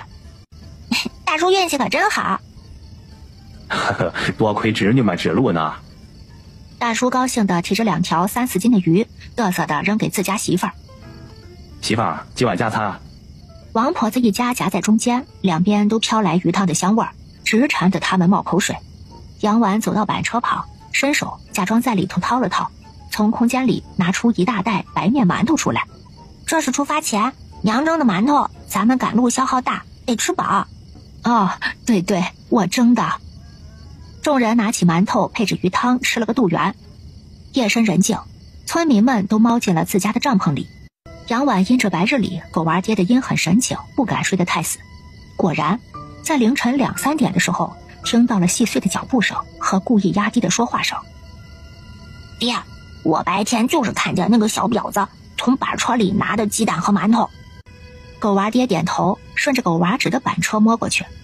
杨婉悄悄地爬出帐篷，爬到杨三的帐篷前，用手轻轻地戳了戳杨三。趁着狗娃和狗娃爹翻板车上的东西翻得起劲儿的时候，突然冲进人多的地方，嚎了一嗓子：“抓贼！有贼偷粮食！快来人！”听到有人偷粮食，家家户户赶紧出帐篷检查自家粮食情况。杨三在杨婉嚎出声的时候，就抱起抓住了狗娃爹，将人给狠狠地压在地上。村长，有人偷我家粮食！见杨三果然压着个人躺在地上，村长开口了：“拿火把来，看看是谁。”村长凑近一看，张大富。村长，救我！我出来尿个尿，莫名其妙就被人压地上了。放开我！一堆狗娘养的，信不信我杀了你们？村长脸色一黑，当着他的面就敢威胁人，这狗娃真是无法无天了。我被虫子咬醒了，就看见狗娃带着他爹去我家板车上翻东西，不信你看，板车上好多粮食都被他们搬到自己家了，狗娃手里还拽着我娘蒸的馒头呢。杨婉家的板车实际上没有什么粮食，就随便放了些体积大的木桶，里头放了点吃的，大部分东西都在他的空间里，但是别人不知道呀。张大富，你家是断粮了吗？断粮了你说呀，一家支援你点儿，也不至于过来偷别人家的粮食吧？他家断什么粮呀？我白天可是看得清楚，他家板车上少说还有100来斤粮食，比村里好多人都多呢。有粮食还偷，他是想干嘛呀？该不会他家粮食都是偷来的吧？你们谁家少粮食了？哎呦，你这么一说，我家粮食还真的是少了些，不会真被他给偷了吧？放你娘的屁！我偷你家那陈芝麻烂谷子干嘛？明明是你们这几天吃少的，非要赖我身上。那你偷杨婉家的粮食干嘛？这可是人赃并获，你还想抵赖？老子说了，老子是出来尿尿的，没偷东西。你跑人家板车旁边尿尿，还拿人家板车上的东西，我放开我！狗娘养的，我就拿他家东西怎么了？凭什么他吃的比我好？他一个赔钱货，贱蹄子！明涛早就被吵醒了，听见这话，二话不说，一脚就踩在他脸上，还用力的撵了撵。嘴这么臭，干脆别要了！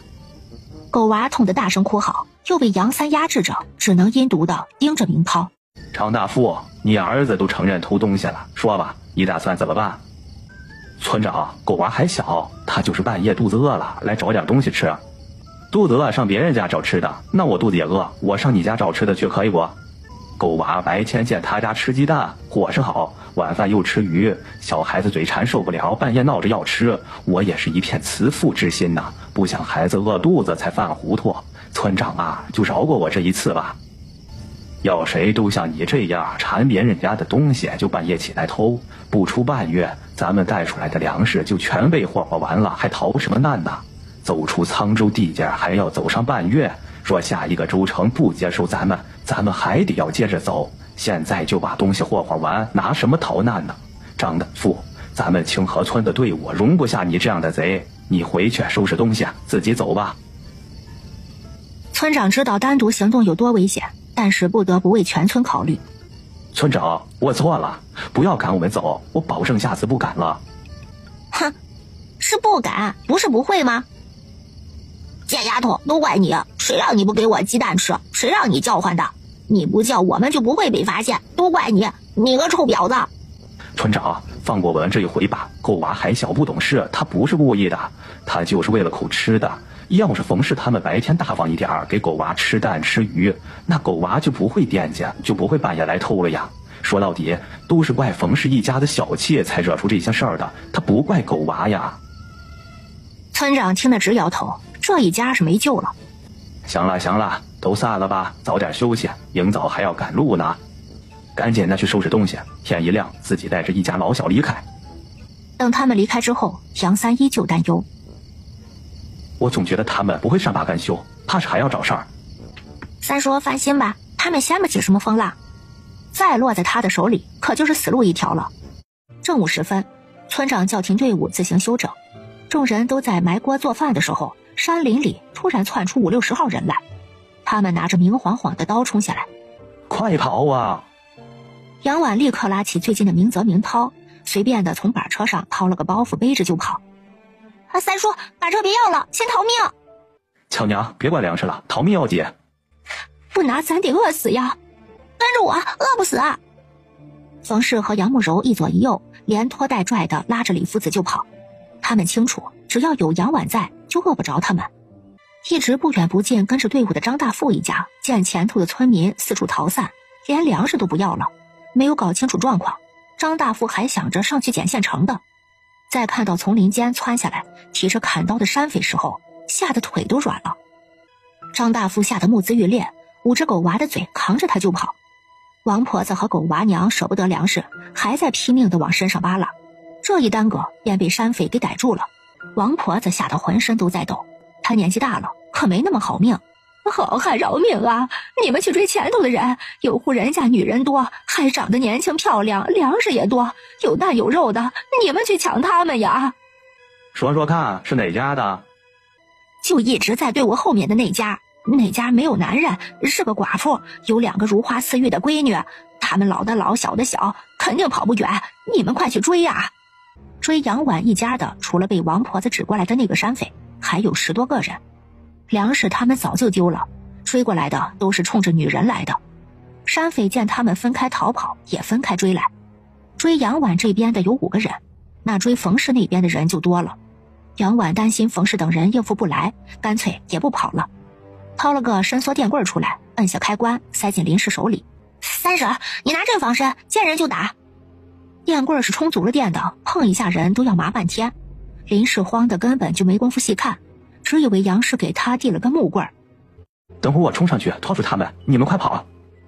三叔别冲动，他们想砍死的人只有你，等他们再靠近些，我有办法。哈哈哈，跑什么呢，小娘撇，跟着我们吃香喝辣不好吗？好，旁边这女娃也不错，是个美人坯子，就是年龄小了点儿。山匪边说边靠近，在距离杨婉他们10米左右距离的时候，杨婉背着手悄悄地从空间里掏出麻醉枪来，他用袖子遮挡着，抬手朝走在最前头的2个山匪射去。什么东西啊，炸了老子一下，老子也被炸了一下。2个人话还没有说完，啪嗒就砸在了地上。你对他们做了什么？山匪不敢再耽搁，操起砍刀就冲上来。林氏拿着电棍闭着眼睛乱挥，刚好打在没有中麻醉枪的那名山匪身上。三叔好厉害，只一下他们就倒了。这些山匪怎么那么弱呀？不像是杀人，倒像是来碰瓷儿的。林氏闻言睁开眼，见面前横七竖八的躺了3个山匪。当家的，你真厉害！杨三张二和尚摸不着头脑，他想解释不是他打的，看着林氏那崇拜的眼神，又闭上嘴。婉婉，你是不是对他们做了什么？哦，我之前找彩儿姐要了些迷药防身，他们追我们的时候，我一边跑一边撒，没想到药效这么好。杨三恍然大悟，他说怎么这5个山匪上来就先倒2个，剩下的3个还不堪一击，原来是中了迷药了。李彩儿是李大夫的孙女儿，会配这些药也很正常，又跟杨婉关系好，这次还多亏了这迷药了，不然他们就算能跑掉，也会受不少苦。咱们赶紧去找你娘他们。你们先走，我把这里处理好，再来追你们。秋末，山林里能吃的东西早就被难民给扒干净了，树皮、草根，只要能吃的都被刮了。咱们就算从山匪手里逃脱了，没了粮食，恐怕也走不出沧州啊。冯氏几个人对粮食倒是不担忧，可粮食拿出来也得有个来路吧？若是凭空就能变出来，传出去，晚晚定是要被官府抓走的。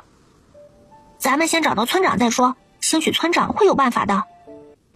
山匪冲出来的时候，杨铁柱便紧紧地跟着村长一行人逃跑。可是张氏怀有身孕，压根儿就跑不快，他生怕杨铁柱扔下他不管，死死地拽着杨铁柱的衣服。张桂花，你个死婆娘，拽着老子干嘛？当家的，你别扔下我，我怀着你孩子呢。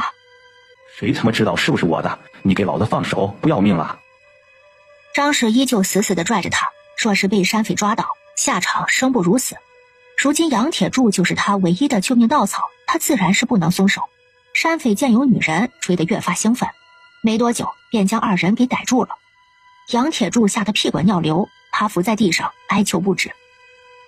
好汉饶命啊，放了我吧，我银子都给你。这他妈是个不经用的软蛋呐！大爷们可不缺钱啊。旁边这个是你媳妇儿吧？可别杀我，你们抓她，她是我媳妇儿，你们抓走了她就饶我一命吧。杨铁柱，我可怀着你孩子呢。谁他妈知道是不是我的？我找大夫看过了，大夫说我这辈子子嗣艰难，我年轻力壮的时候你都没怀，怎么现在突然就怀了？肯定不是我的。说罢，又双手抱拳，对着山匪求饶。各位英雄好汉，饶命的！你们要他抓走就是，他就是个荡妇，他人尽可夫，你们抓走他就放过我吧。山匪被他给逗乐了，这还看了一出王八好戏呀！这张氏面如死灰，他突然就不想逃了，逃了又如何？自家男人弃他如敝履，他拼了命要护住的孩子，在他眼里竟是这么不堪。没成想他竟然这么狠心，一点活路都不给他留。肚子传来阵阵剧痛，我愿意跟你们走，愿意伺候你们，我只有一个条件，你们帮我杀了他，我要亲眼看到他不得好死。张氏，你这个贱妇，你要害我！哼，我要你给我的孩子陪葬，你活该断子绝孙。山匪们本来也没打算放过杨铁柱，听到张氏愿意跟他们走，倒是省了他们不少事了。至于杀人，就是顺手的事儿。我想亲自动手。山匪将刀递给了他。张桂花，媳妇儿，别杀我呀，我是你男人呢。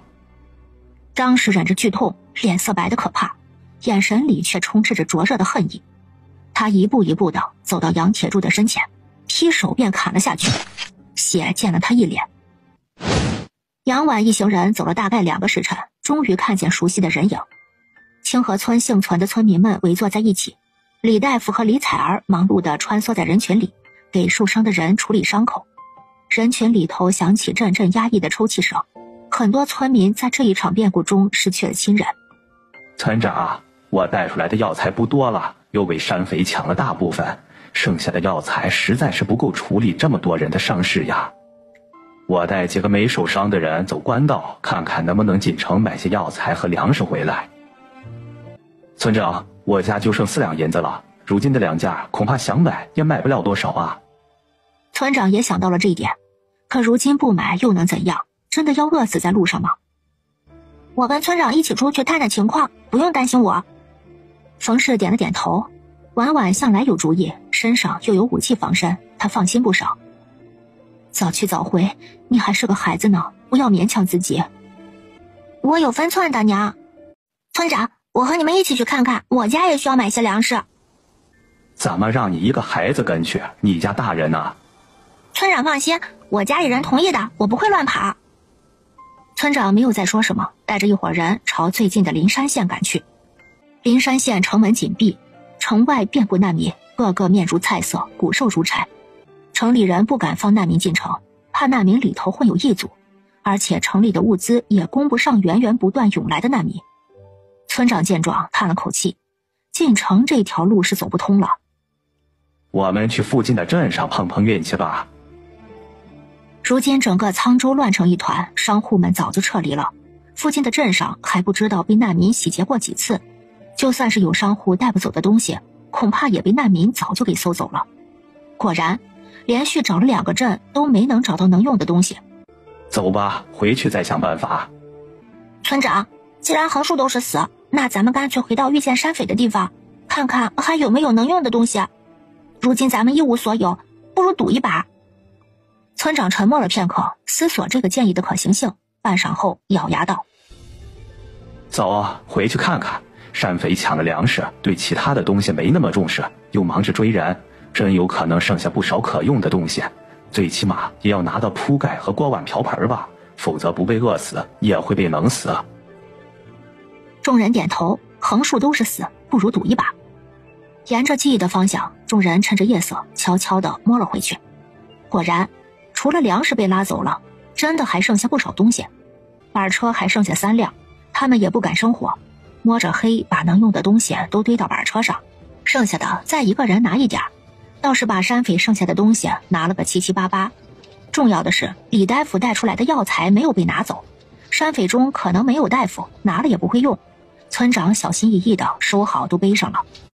村长回来了，他们推了板车，肯定是买到粮食了，咱们有救了。李大夫，你落下的药材我带回来吗？你先给重伤的村民用，不够我们再想办法。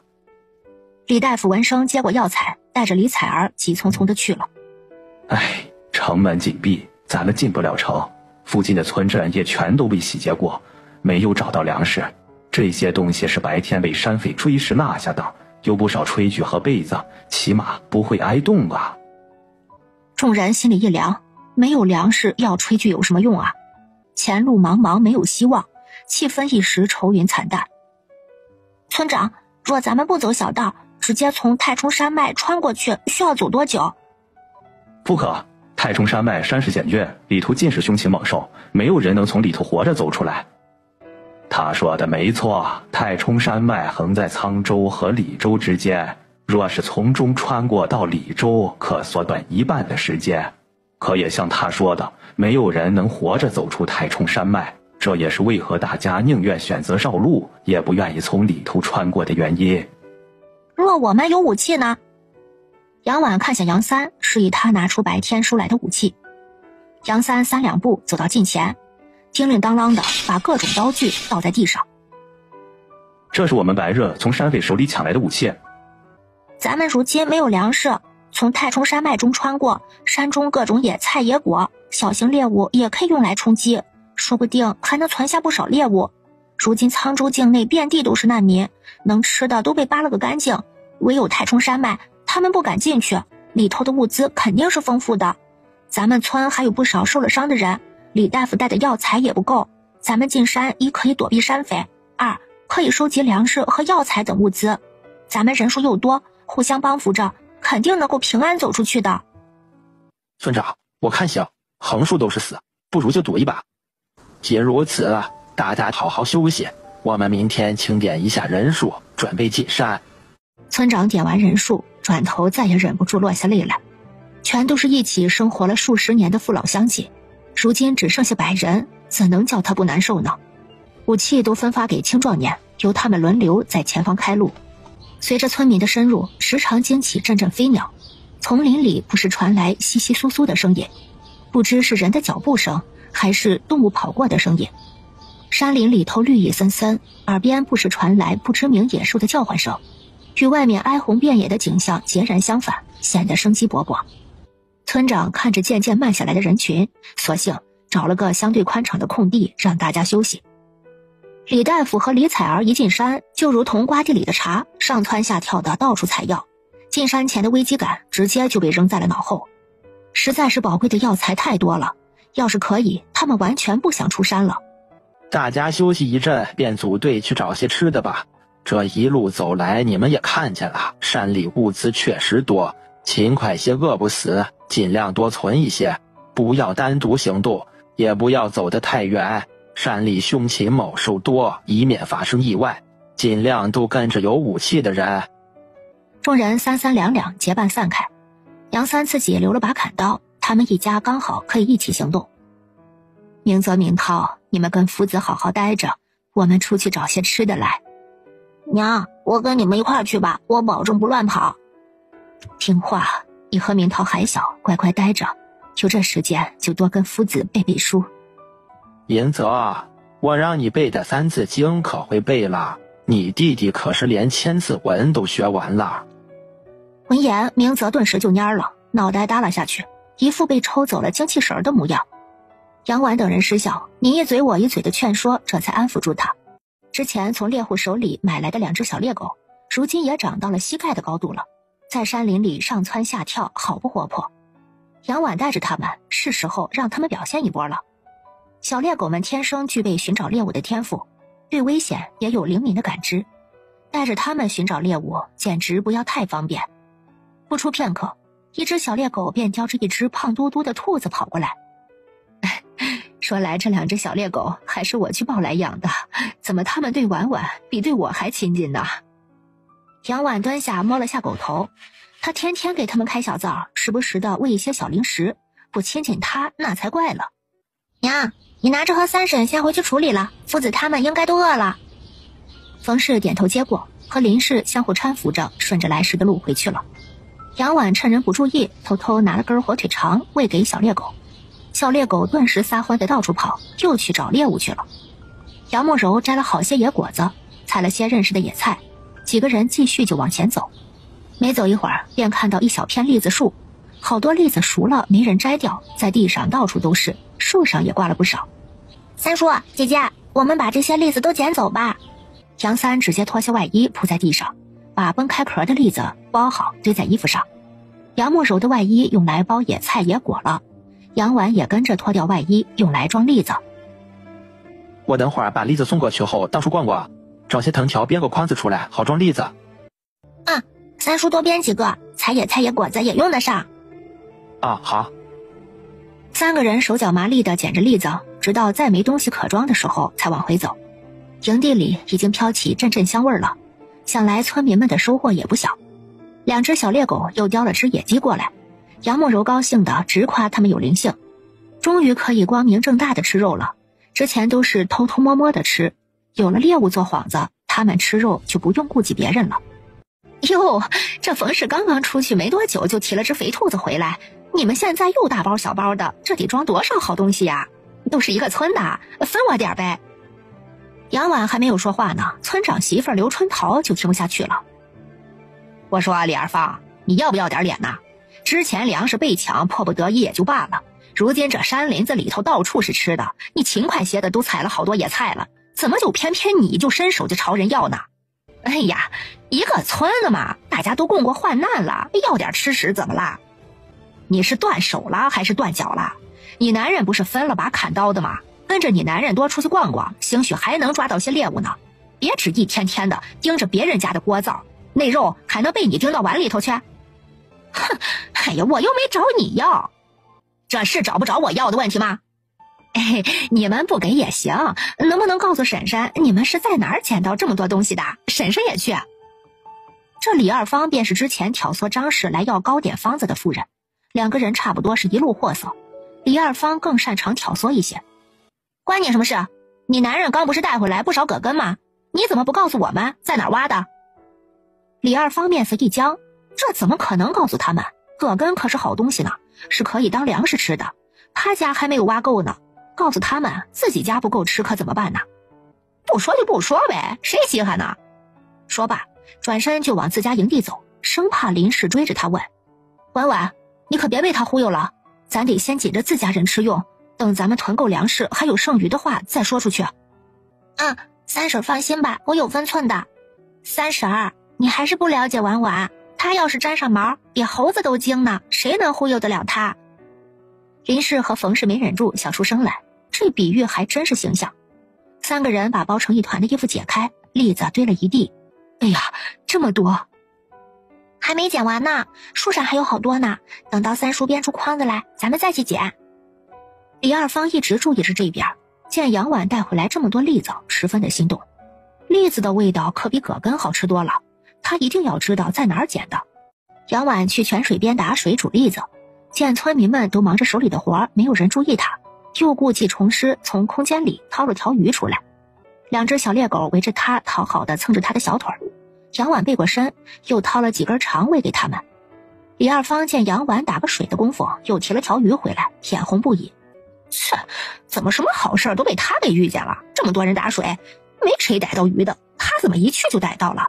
又是兔子，又是鸡，又是鱼的，这伙食逃难之前都没这么好吧？哼，真是败家！这么好的东西也不说存着，这顿吃饱了，下顿吃啥呀？一点都不会当家。杨婉才懒得管别人怎么想呢，他又不偷不抢，吃好点怎么了？这鱼你们想怎么吃啊？炖了吧，给夫子补补身子。昨日奔波，夫子受了不小的惊吓。杨三又去砍了很多藤条回来，正坐在一边编着箩筐呢。杨慕柔在一旁认真的学着编。林氏在给板栗脱壳，板栗要长时间保存，需要脱壳后晒干。脱壳可是项大工程，杨婉便跟着一起剥栗子。不一会儿，板栗炖鱼的香味儿就弥漫开来，兔子也被处理好，切块爆炒。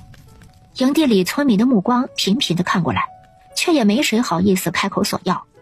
之前还有人嘲讽杨婉一家逃难还带上2只狗，人都吃不饱还要养狗，没想到进了山，这2只狗简直就是个宝贝，一会儿叼只兔子，一会儿叼只野鸡，完全都不用愁肉吃。杨三，你家那2只狗借我用用啊？说话的是跟老杨家有些亲戚关系的杨平，跟杨三属于是堂兄弟，2家多年没有来往，一直是谁也看不上谁。这一上来就是借狗，语气还很不客气。狗不是我的，我做不了主。你这是故意推拒，我们好歹是亲戚啊，你这么不给我面子？狗真不是我的，我确实做不了主啊。你现在是你们2房3房里唯一的成年男丁，你怎么就做不了主了？那2房一家子孤儿寡母，还不知从哪里捡了个吃白饭的老头，还不都得靠你护着逃难？你点头的事儿，他们敢反对？这话说的杨三脸一黑，这一路走过来，谁靠谁他心里不清楚吗？要是没有2嫂一家，他和林氏早就死在山匪的手里头了。他们虽然是堂兄弟，但是他分家最需要帮助的时候，他怎么没有出面呢？这会子看到好处了啊，倒上来认亲戚了。杨三再怎么傻，也知道别人不会无故示好，定是另有所图。杨平，看在亲戚面子上，这次我就算了，下次再敢说我2嫂什么不好，我不会客气。还有，是我杨三托了2嫂的福才能顺利逃难，不是什么靠我。没有我2嫂，他们只会过得更好，是我拖累了他们。这话杨平又怎么会相信呢？乱世之中，孤儿寡母的，没个男人护着，哪里能过得好？你怎么这么不争气呀？他不靠你能靠谁？靠那2个赔钱货，还是那2个没长成的娃娃？你就眼睁睁看着他浪费粮食，去养一个不晓得哪里捡的糟老头子，有那粮食这么不帮扶着亲戚？行了，就这样说定了，狗我自己去牵走。杨平想去牵狗，狗撒腿便跑开了，还冲着他呲牙，浑身毛发都竖起来，嘴里发出威胁的声音。果然是畜生，不分远近亲疏。杨慕柔本来在杨三身旁编筐子的，这人一上来就冲亲戚借狗，三叔拒绝了他，还反而被骂，自己不说话，还反而被骂了句赔钱货。大黑、二黑，给我咬他！2只猎狗得了令，嚎叫着冲上去撕咬杨平。你谁家丫头，怎么乱让狗咬人呢？你当着主人家的面骂人，还有脸借狗？你是大丫，你怎么变化这么大？眼前的丫头眉眼精致，肤色白皙，像个大家小姐，哪有半点乡下丫头的样子呀？杨平又朝林氏的方向看去，见有个丫头也抬眼不善地盯着他。那个丫头年纪小些，脸还没有长开，但是同样肤色白皙，眉眼精致，眼神也更加灵动。那是三丫。吕夫子被杨平说成是吃白饭的糟老头，心里头虽然不舒服，可对方又是杨家亲戚，他也没有立场说什么。明泽和明涛可就不干了，这可是他们的夫子，是长辈，更是亲人，怎么能随便让人给指摘呢？夫子可是秀才老爷，是我家千求万请才请来教我们读书的先生，怎么会是吃白饭的？要是没有战乱逃难，你们想巴结秀才老爷都没地儿呢，居然还被你给嫌弃。杨平一听可不得了，那糟老头子居然是个秀才，读书光是束修就能难倒一大片普通百姓，杨家二房居然能把秀才给请到家里头当夫子。杨平这下可不想借狗了，他的2个儿子，一个跟明泽差不多大，一个比明泽大2岁。要是也能让秀才教，那岂不是成了读书人？若是他2个儿子都读上书了，那将来就算是当个账房先生，也好过地里头刨食啊。哎呀，真是有眼不识泰山，冒犯了秀才老爷，该打该打。说着，自己又扇了自己几个嘴巴子，又朝李夫子挪了几步。杨婉放下手里的栗子，快走2步，挡到他的面前。知道冒犯了还不赶紧走，脸皮可真厚。侄女儿别恼啊，咱们都是亲戚，以后咱们多走动走动，逃难路上有个助力也好啊。什么亲戚不亲戚的，我可不认识。我1没吃你家饭，2没得你家帮助，这突然冒出来以亲戚身份找我们讨好处，我可不惯着你。杨平心里恼，这3丫怎么没大没小的？冯氏是怎么教的孩子？怎么对长辈这么不敬？你不用去看我娘，我家是我在当家，我说了算。胡扯，长辈在呢，哪有让你个丫头当家的道理？说出去还不惹人笑话。冯氏啊，你也不管管，离了老杨家你就这样乱来，让一个丫头片子当家做主啊？我家确实是婉婉做主，没有她我们吃不上饭，更不可能顺利逃难。我今天把话放在这儿，我家的所有大小事儿必须婉婉点头，我只负责好好的照顾他们。杨平气急，转头又看向杨三说，你是他亲叔叔，你就这样让他乱来？婉婉当家有什么不妥吗？要不是他帮衬着，我和林氏都挺不过分家的日子，这个家就是他说了算。听清楚了吗？还不赶紧走，等着我撵人吗？杨平黑着脸，什么好处都没讨到，还要顶着别人探究的目光，显得他很没面子。2只猎狗也察觉到他想伤害主人，立马从杨婉的身后窜出去，死死地咬住了杨平的腿。杨婉叫住了大黑二黑，2只狗不情不愿地退到他的身后。哼，一家子都不识好歹，咱们走着瞧。周围的村民见杨平走后，好奇地问道，冯氏啊，你家真是3丫做主啊？是啊，3丫大名叫杨婉，别看她年纪小，主意可大着呢。我们分家后能过上好日子，全靠她了。没逃难的时候，就听说你家3丫在县城里头做生意，还供上了2个弟弟读书，看来真是个有本事的。大部分村民并不关心谁家谁当家的问题，只是让一个10来岁的丫头当家，让他们觉得新奇，但也不会刻意去插手别人家的家事。知道这个事儿，就转身各自干各自的活去了。张云跟冯氏关系好，等人散开后，跑到他们这边来找冯氏唠嗑。春姐，你家真是婉婉做主呀？啊，那还有假？哎呀，当初那么个小个丫头，一天木讷的只知道干活，连抬眼看人都不敢。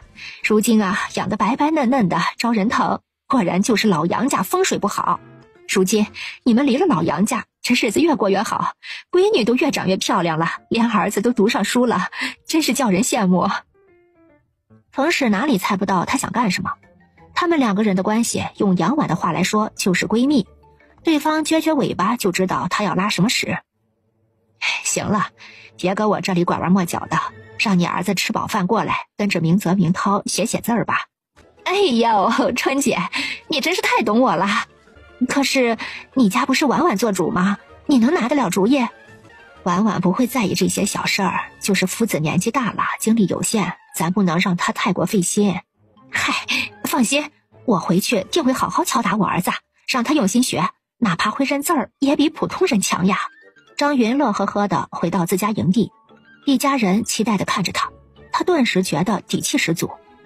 果然闺蜜争气，他在夫家都更有底气了。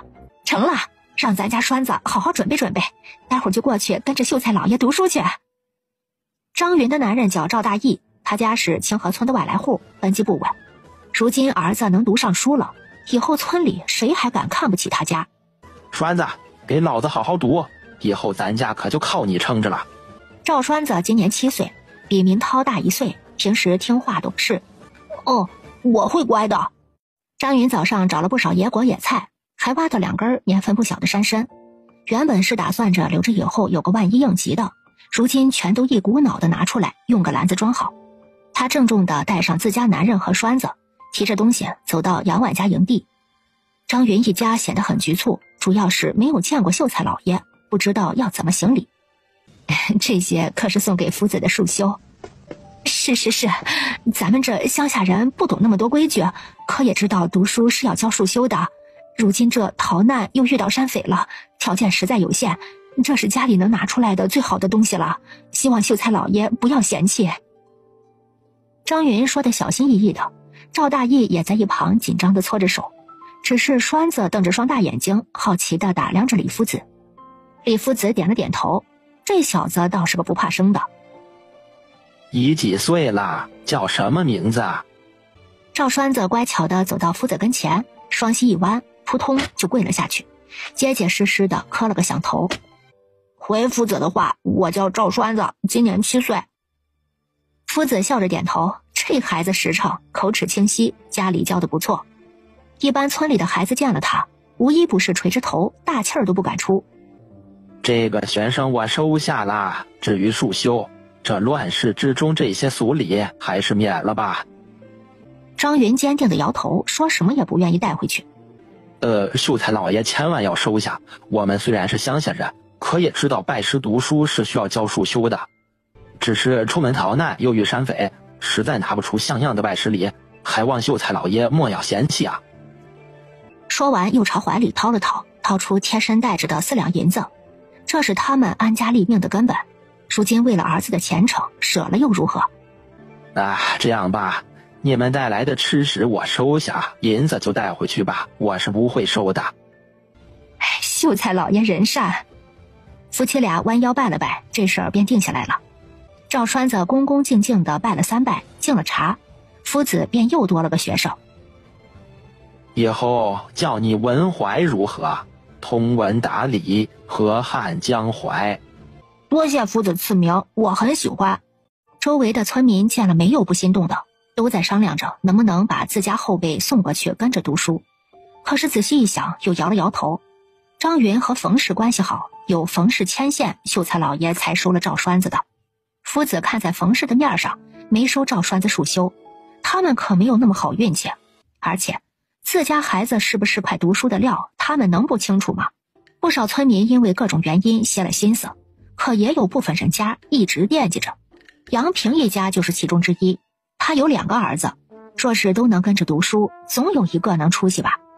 可是想起借狗那档子事儿，他又暗恨，他连冯家的狗都借不到，又怎么能让秀才老爷免费的收下他的2个儿子呢？李兄，你以后多去跟冯氏走动走动。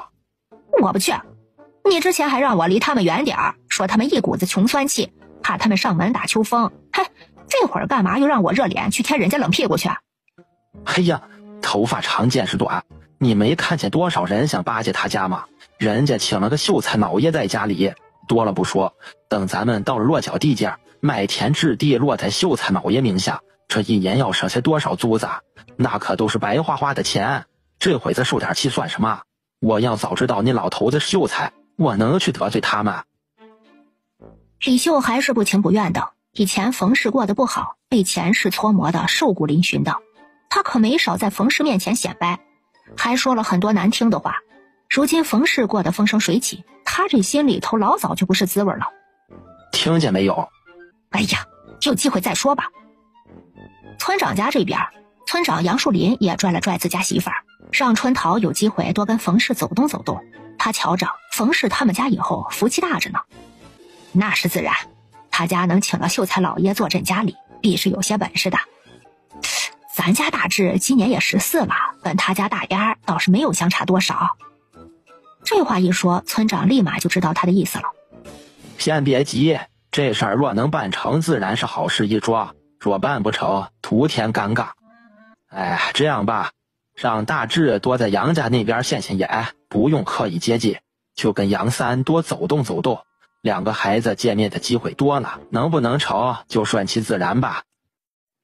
这个法子好，成了是喜事儿，没成也不影响双方的名声。当家的既然让大志去走动了，那咱闺女也去吧。兰兰跟大丫也差不多岁数，应该有共同话题可聊。而且他家有秀才老爷坐镇，去了说不定能跟着认几个字儿呢。可以，但兰兰这性子被惯得有点骄纵了，村里的丫头都讨好她，这让她去讨好别人，怕是有些难呢。刘春桃对自家闺女也很无奈，他就生了这么一个闺女，平日里头自然是宠了些。想着他爹是村长，大不了以后给他找个近处嫁了，有他们照顾着，婆家也不敢拿他怎么样。我会好好跟他说说，咱闺女只是性子骄纵，但是本性不坏。等着他和大丫他们相处久了，自然会看到他的好。午饭过后，冯氏照例留在营地看着东西，照顾几个小的。杨婉等人带着编好的筐子和2只猎狗朝栗子林走去。李二方暗暗记下他们离开的方向，准备等他们回来的时候带着自家男人走一趟。到了栗子林，几个人便忙活开了。栗子整整的捡了3大筐，估摸着有200斤左右了。剩下的他们不打算再捡了，准备回去就告诉其他有需要的村民。2只猎狗也收获不小，叼了2只野鸡，还有2只肥兔子，得意洋洋地跑到他们前头。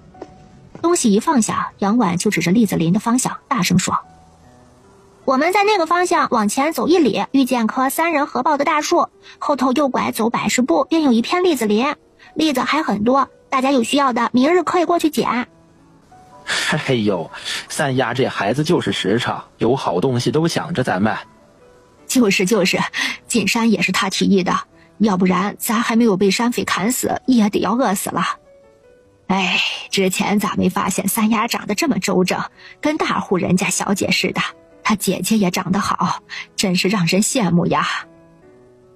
之前瘦巴巴的，又不爱抬头说话，谁知道她长什么样呀？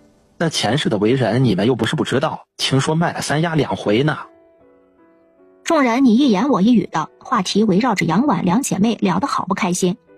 说到前世，她好像没有跟咱们一块逃难呢，也不知道情况如何了。嗨，他那人正是拿他那宝贝孙子在我们面前炫耀，说是早晚要当官家老夫人，从不拿正眼瞧咱们都，又怎么会跟咱一块逃难呢？这倒是，逃难前几日，杨大宝不才刚考完试吗？也不知道结果如何，这沧州战乱，也不知道成绩还作不作数了。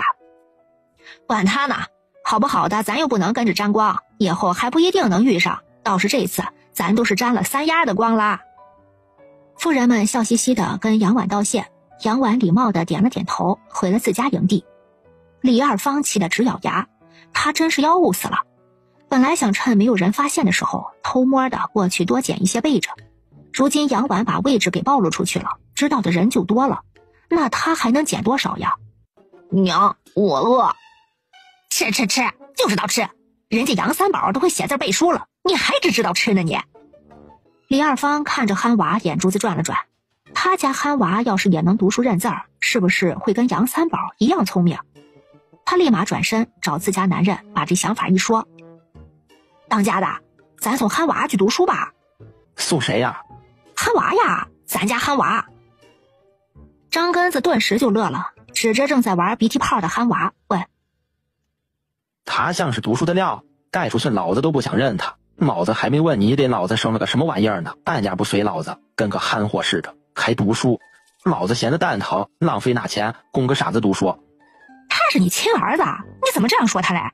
咱憨娃只是还小，还不开窍，那开窍了肯定会变聪明的呀，总比是个丫头片子强啊。咱送他去冯氏那里跟着秀才老爷读书去，他肯定能开窍。什么年纪小啊？人家杨三宝和他一样大，咋就开窍了呢？他就是随你，你有那功夫，还不如赶紧给老子重新生一个，老子哪来的闲钱供他？又不花钱，那张云家的赵栓子不也没教书修吗？都是一个村的，没道理厚此薄彼吧？张根子才懒得理他呢，这婆娘脑子也是拎不清，人家张云和冯氏好的穿一条裤子，是他能比的。见张根子不理他，李二方索性不管他的意见了，提起篮子随便薅了2把野菜，把憨娃挂着的鼻涕一擦，拉着就往杨婉家的营地走。